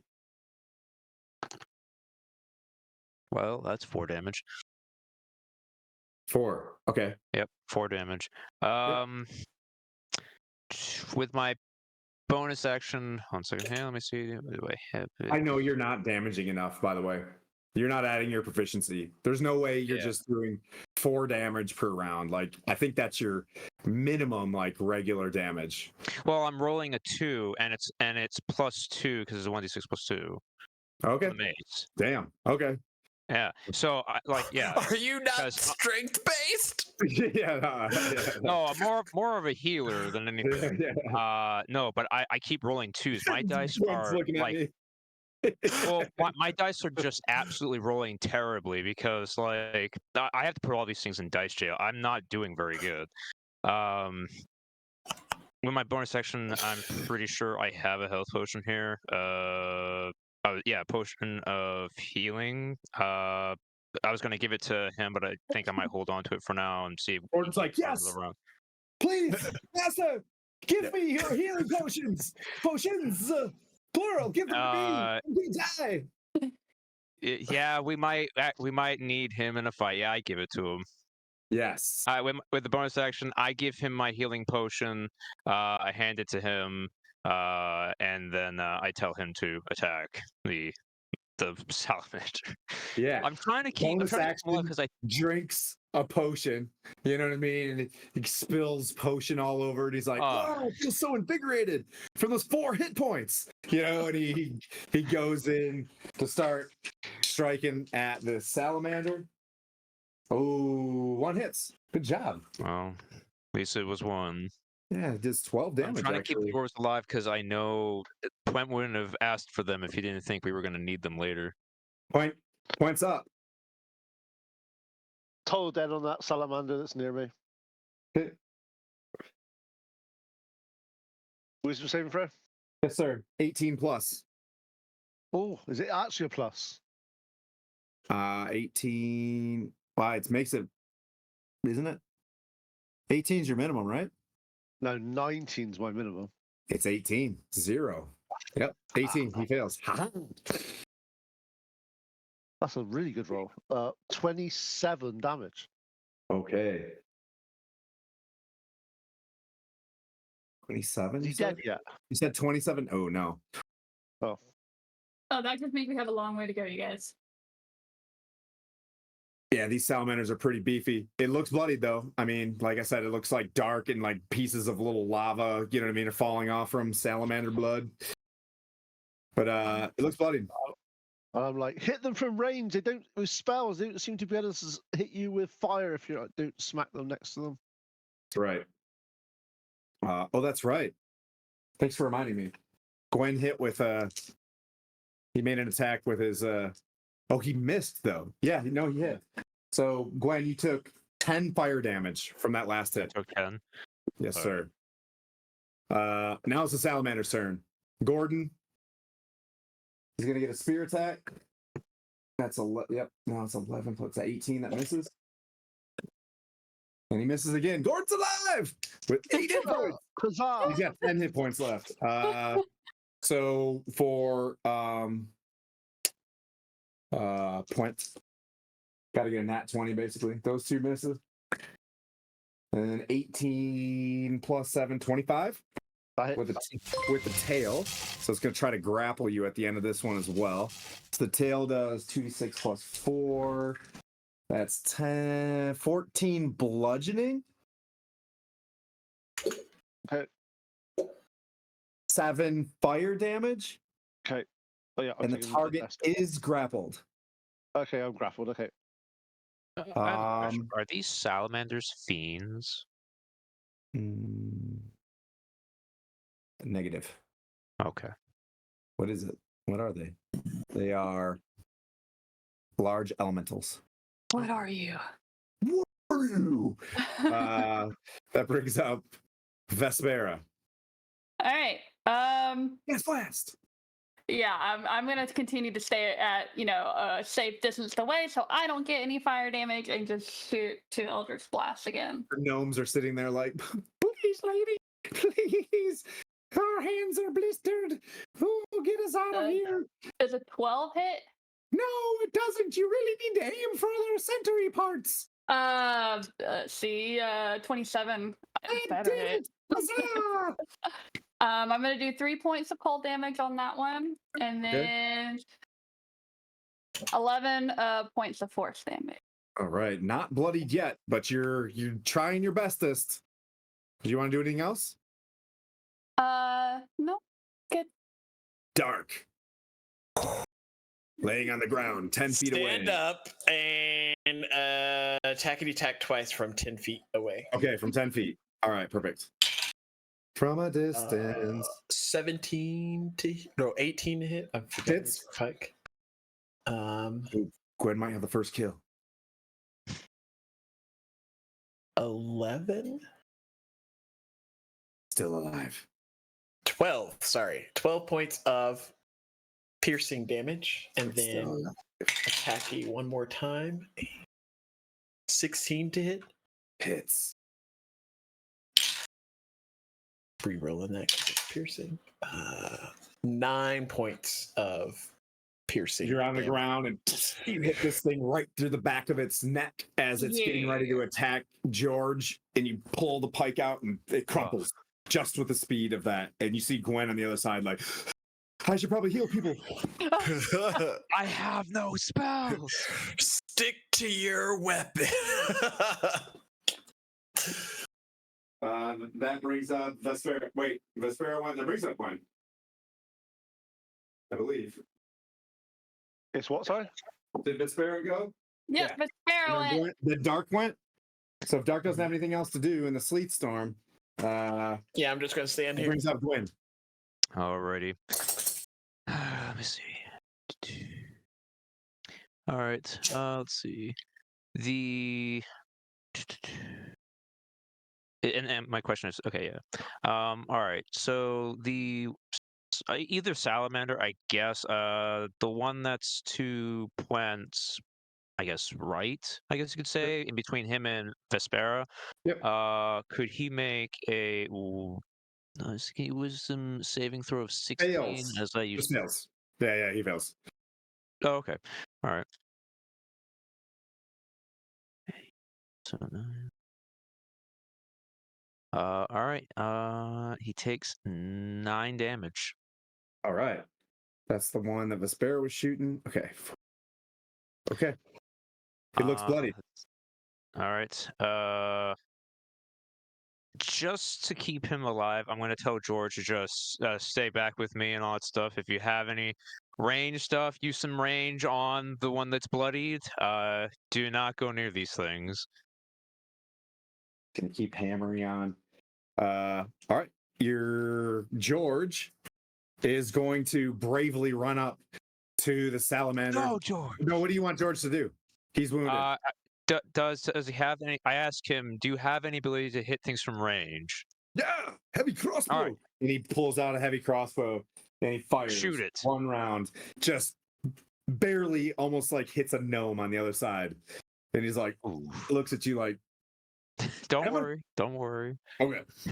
All right, that brings up Puent. Okay, toll dead on that guy that I've been tolling for the last 3 rounds. Fail. He hasn't paid that toll. 22. Still kicking. Jesus, how many hit points has that guy got? Enough. For a level 9 fight with a guy with a lot of magic items. Yay. Oh god.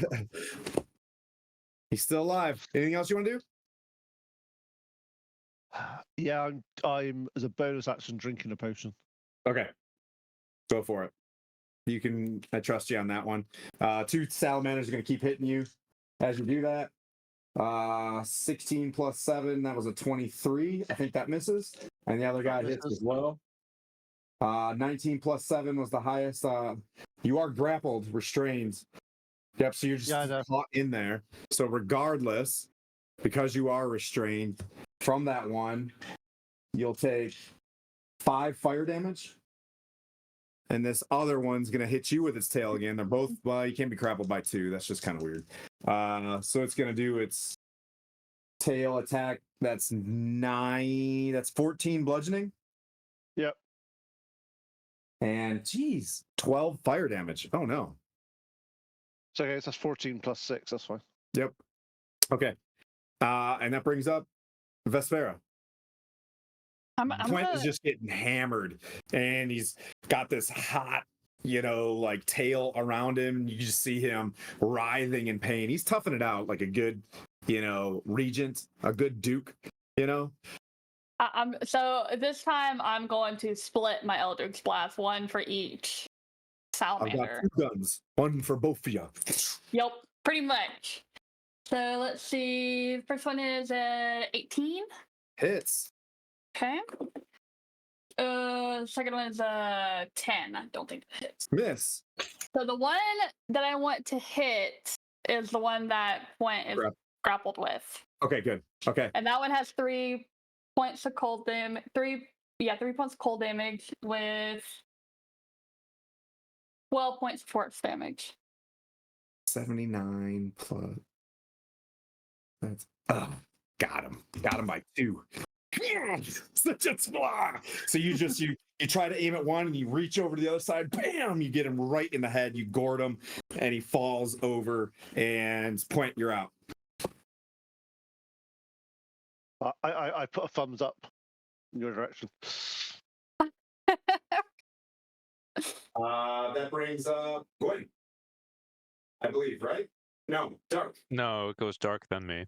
Yep. You're still in the sleep one, mind you. Risk it for the biscuit. Oh yeah, always go for the biscuit. I'm going to attempt to get over within 10 feet. Dex save. Okay. Oh no. Okay, 16. You make it, I think. What's your save? It's a That's fair. 17. I'm gonna crawl into 10 feet and stabby stab. I mean, if it ain't broke, you don't have to fix it.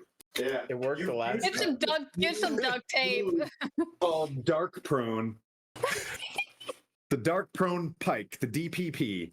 27 to hit. I hit the Hits. best when I'm on the ground already. I'm gonna risk it. Those Yes, stat, I risk it for the good. those stat Get that adjustments biscuit. did some great work against your friends, right? Well, and then it also didn't help that I got that rod. That also boosted it as Oh, well. that's a good So, point. Yeah. yeah. So. 12 piercing Are we for the sure first that attack. there's not a turn cloak? Okay. I hear And you. then nat 20 for the second attack. Yeah. I am a piercer feat character, so I get an extra rolly die for damage. You know how we do. You know how we do max damage, right? For D20s or for It's like for- max the damage plus dies. efficiency, then Then roll. roll again. Yep. Okay, so 20.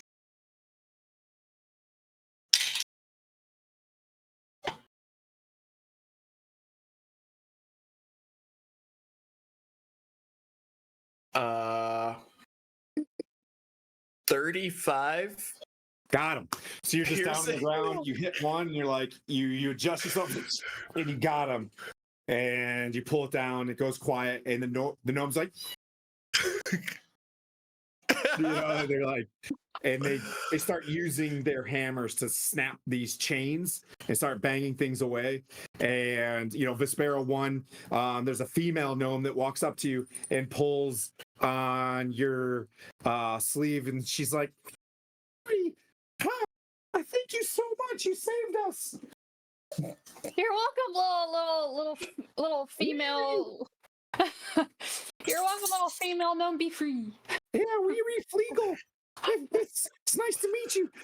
It's only a few floors down to the rest of us. And the other dwarves are like banging. They're looking like tired. They're banging and they're cutting themselves free, helping the other gnomes, trying to put them in the cart and just trying to get out of there.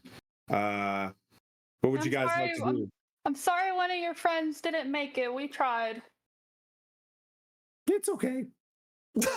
I guess from that I'm guessing from that reaction you didn't know him very well. So I guess.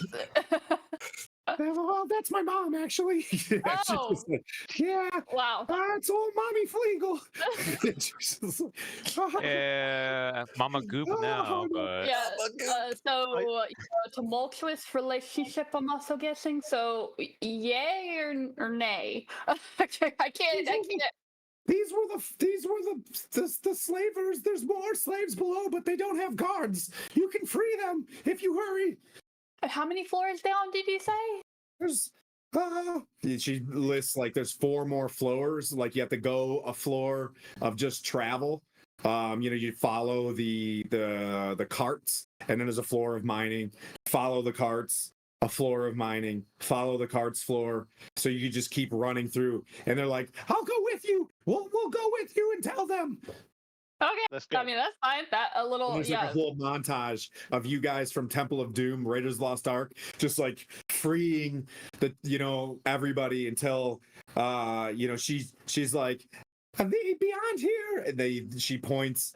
As you guys keep traveling, you're tired. Your mythical dwarves are barking orders to the other dwarves to return to Adbar. They're telling them of their new regions and things like that. And they're freeing these guys as you kind of move down farther and farther to what is like, she stops and like lets you know that in front of you is the final like ore depository, and that Iron Slag proper is through, and you can see where 2 like tracks or leads you to one track that goes down and one track that goes up, kind of on a rail system, and points to you ahead that there's more ahead of you. Before we do this, I turn to the party and go, right, all gather around a minute. I need casting spells. So I'm casting Aura Vitality. So for the next minute, I can heal people for a load of healing. So I am going to I need to know how badly injured you are. So, first of all, Gwen, how many hit points have you lost? I'm 44 out of 66. So 22. Right. Yeah. Okay. So that's Gwen. What about you, Dark? I lost 47.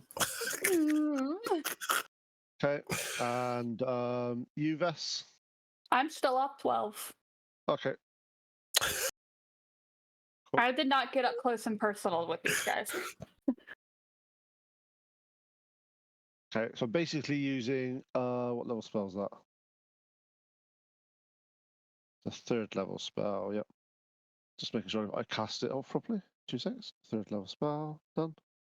And I'll be just giving you some healing. So let's first of all, let's go 2d6 on each. So first of all, Dark, you get 10. You get 20 hit points back, first of all. Okay. You might be getting some more in a minute once I see how many hit points I've got going around. So Gwen, you get 9 hit points back. Okay.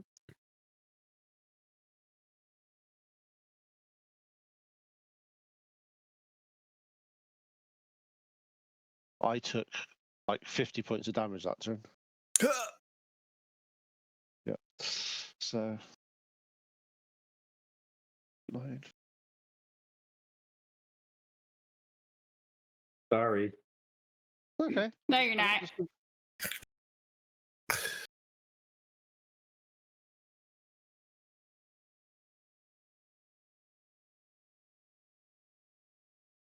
Okay, so I've got a couple more left. Hang on.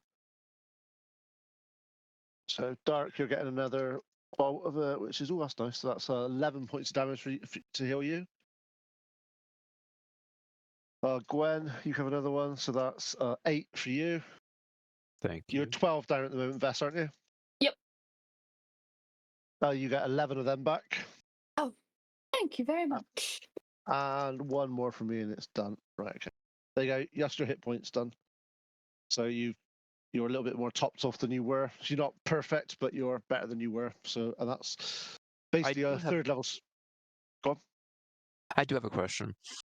So, given the status of the group, and given the status of our companions here, NPC wise, we are saving the gnomes, and we only have 2 dwarves left because one went down the slip and slide, and the other one got absolutely destroyed. My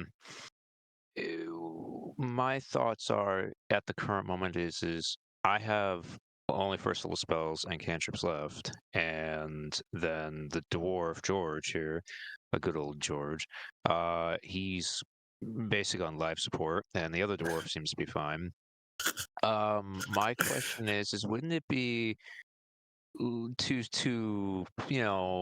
save the lives of those that once we release whatever prisoners are left, to send them back with these dwarves, but also we should really contemplate the idea of a rest at some point, like at some point a rest, to benefit those who are down on spells and so on and so forth, or whatever. I think you're right. I think the difference you've got to look at here is when I was flying back over here, they were marshalling around the area here.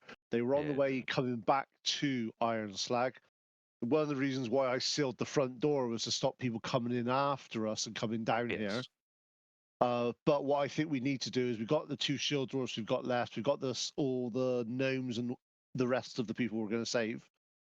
We get them back into as high as they can up the top in one of the rooms with some dwarven guards out of the way, keeping quiet, and then we carry on. Because if we have a rest, if the only rest we can have down here is potentially a short rest, that's only half an hour. The only person that gains anything back from that is probably our warlock, because they're cheaters, because they cheat with short rests. Don't hate me because you ain't me. Yeah, I know exactly. It's just as unfair. Can I get all my spells back on a short rest? Yeah. And the other option is it's a full 8 hours of rest. Well, the reason I say this is because we are getting closer to the beast.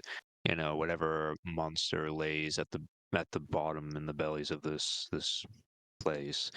Um, I feel as though, given how very badly beaten up and damaged we are, and the disadvantage we are at the current moment with spells and resources, it's kind of a do or die situation at this point. Only due to the fact that without Mirren, and without Halor's Light invigorating me with all the spells that I had no choice but to use during the Yak village fight. I kind of feel slightly defeated. Like, I don't feel being down here in all this dark, any light truly left down here. I don't feel connected to the light anymore down here. And granted, it's strange 'cause I'm from Waterdeep, but I turn to Gwen and say, "You need some light. Turn on your sword." a nightlight. And you go, That's zoom, true. I and have the cantrip light. I could just, well, you have put no, light on my head. your lightsaber, when you turn it on, produces light. Yes. So it has light in it. It's literally the pure embodiment of you. Don't I have to attune to it though, in order to like? Yeah. You can still use it. It still looks pretty. Because I'd have to unattune to something to attune to it, so that's the What only do you guys setback. decide?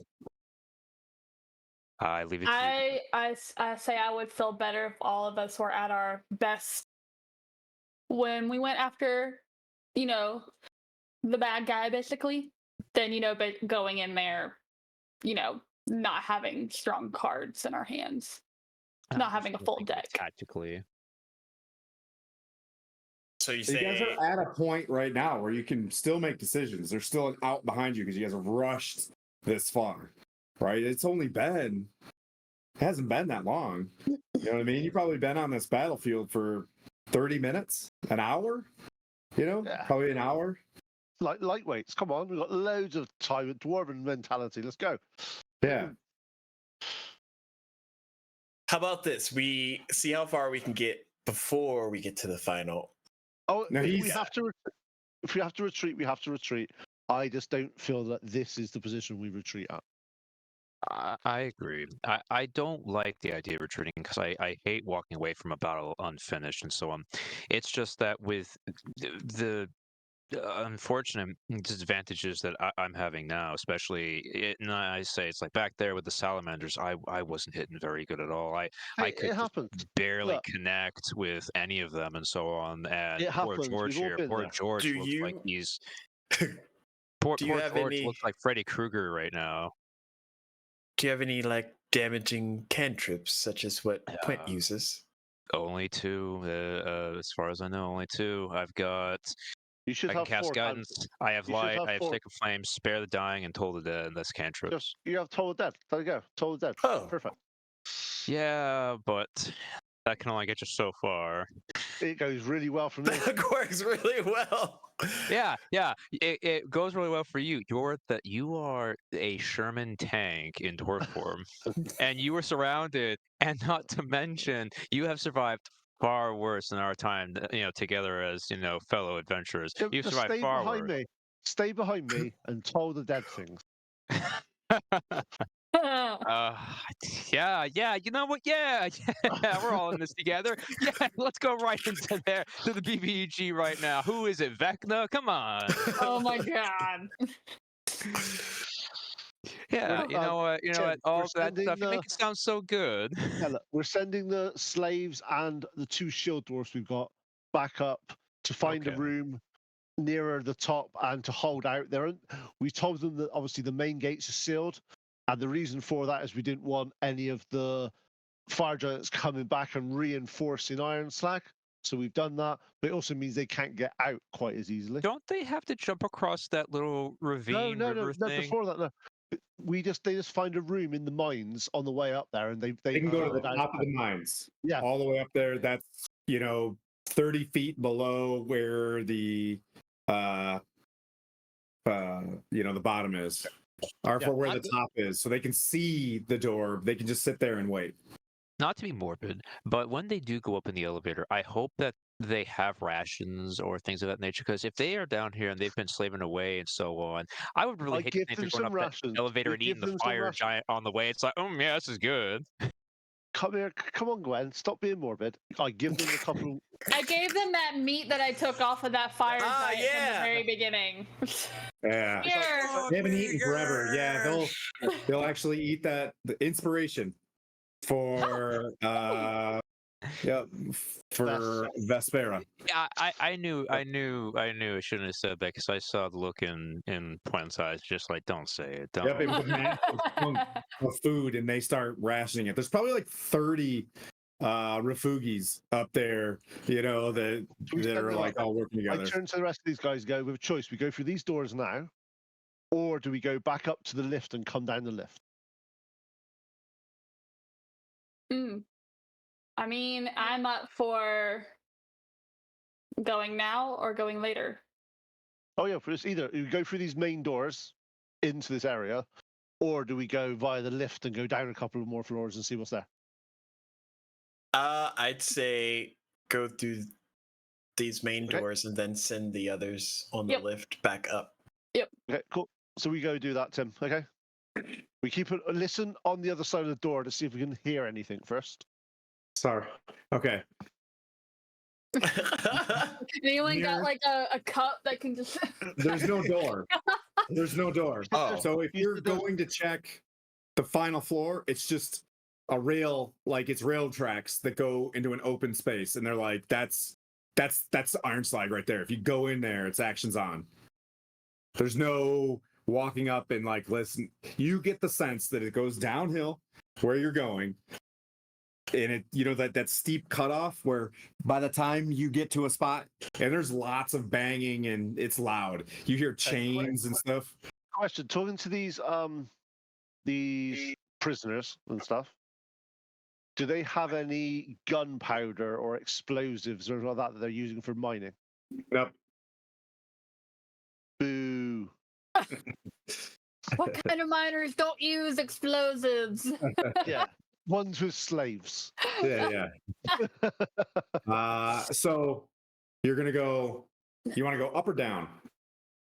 Down. We're going down. Slaves are going up. Okay, we got you.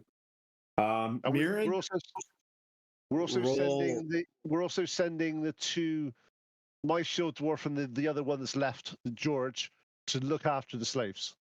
Okay. So the Mithril Shield Knights are going up to look after the slaves. Yeah. And also, question: so you said earlier that somebody else had another Horn of Valhalla? Nope. I thought you said there was somebody else had one when I said I had one. Nope, it's you. No, yeah, no. Connor had one. That's what I'm saying. Yeah. Connor had one. Just checking. I was like, who else is Yeah. Yeah. I say to George before they start lifting up and all that stuff, I apologize to him earlier about the whole being a coward and trying to cross that thing and so on and so forth, and tell him that if I don't see him again, at least you'll be able to pass on the stories and so on of what you've experienced here today. Just maybe don't put too much of a cowardly story on my end and all that stuff. I mean, you can say I'm a coward, but just don't make it too cowardly, I guess, if you could do that. So you guys ready to run down the path? We're not running down the path. Yeah, you're going down. That's what I'm saying. Okay. Let's see. I'm gonna go to Mav, and I'm gonna take his metaphorical dog tags. I'm gonna read that it says like Maverick, Seamus,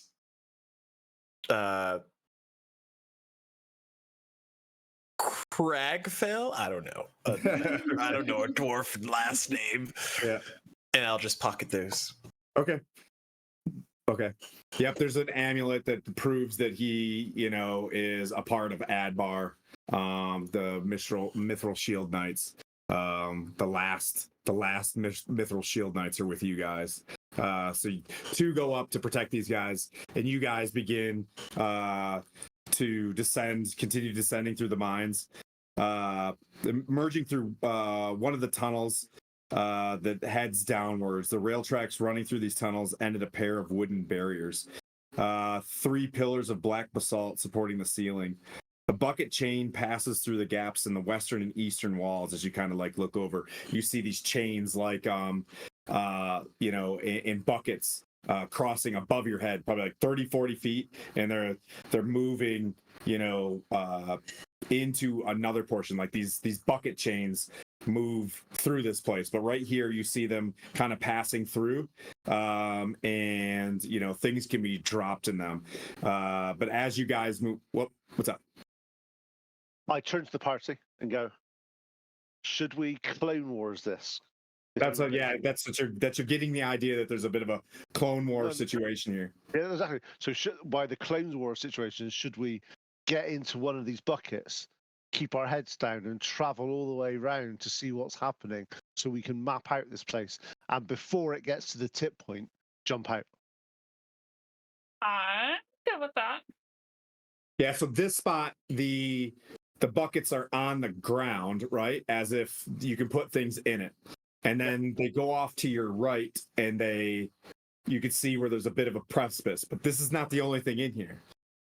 Because this has been notified, right? Like because the place is on guard. As you walk down here, you see some very tall figures kind of waiting. You see makeshift barriers being put up, and you see what look like 4 looming ogres with pikes and 2 fire giants getting ready to just chuck things at you as you see them over the shoulder in giant say, "They're here!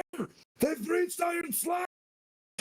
And we'll pick it up next time at that point. What? You gonna blow the horn? No, not yet. No, not yet. That's the last. That's your broken arrow. As your last. Yeah, that's my Valhalla moment. Yeah, I got you. Yeah, so we'll pick it up in that last spot that I built. But since we've only got a few minutes left, you get the sense though that this is the spot where, hey, if you make it through this fight, you'll have initiative kind of again. Like they've set up a stand kind of before you with some folks. But yeah. Well, thanks everybody. Let's see who we've got up in the world of Twitch before we take off. Thank you for the follows that we've got. We're almost to 900. Gary Con Live is up. And we can press into there. I believe, are they stream team with us? Coco? I do not know. Is Myriad stream team with us? She is. Okay, we'll press into Myriad X. Got it. We'll go into there, dear sweet Skylar, here in a moment. But thanks everybody for watching. We'll see you guys this party again in Iron Slag for the first time. Mirren will have a short montage of whether or not his dwarf will stay up with you guys. 17th of November is when we'll be back. And then, yeah, next weekend we're back with a very not frustrated Sir Timothy anymore. Pete broke me in the last session. It wasn't Pete. My character couldn't do anything. He was stuck. 1 minute till it rates automatically. But just okay, yeah, I couldn't go anywhere. I couldn't reach anybody on any turn. I was just constantly like out of range. I don't know if you guys have ever been there where you just couldn't hit turn after turn. I was like, no, must smite. Yep. Aw. Yep.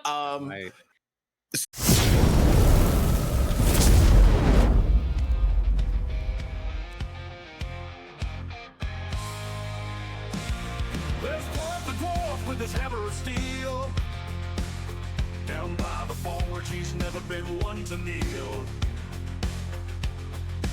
Boulders come flying, he takes them on the chin. But he's tough as the iron, never gives in. The divine misfits ride again. Through danger, fire and pain. Holy waters their gain. But they in it for the fame.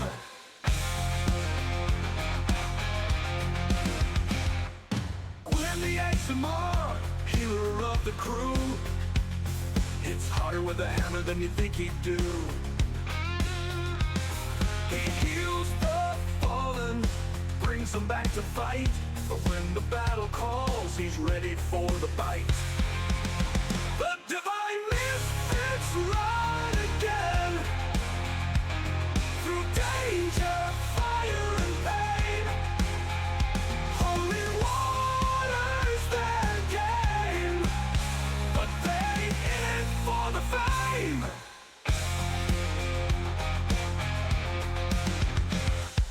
Mirroring the trial, vengeance in his eyes, rushes headlong, never asking why. He's got a sword and a righteous plan, charging into chaos like a one-man band. Oh, oh, oh, oh.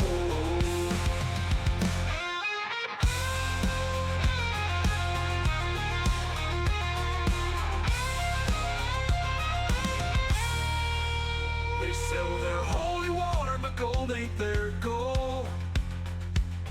They fight for the weak and they save the soul. Through the Wild West, their legend grows. The misfits of fate, as everyone knows. The divine misfits ride again, through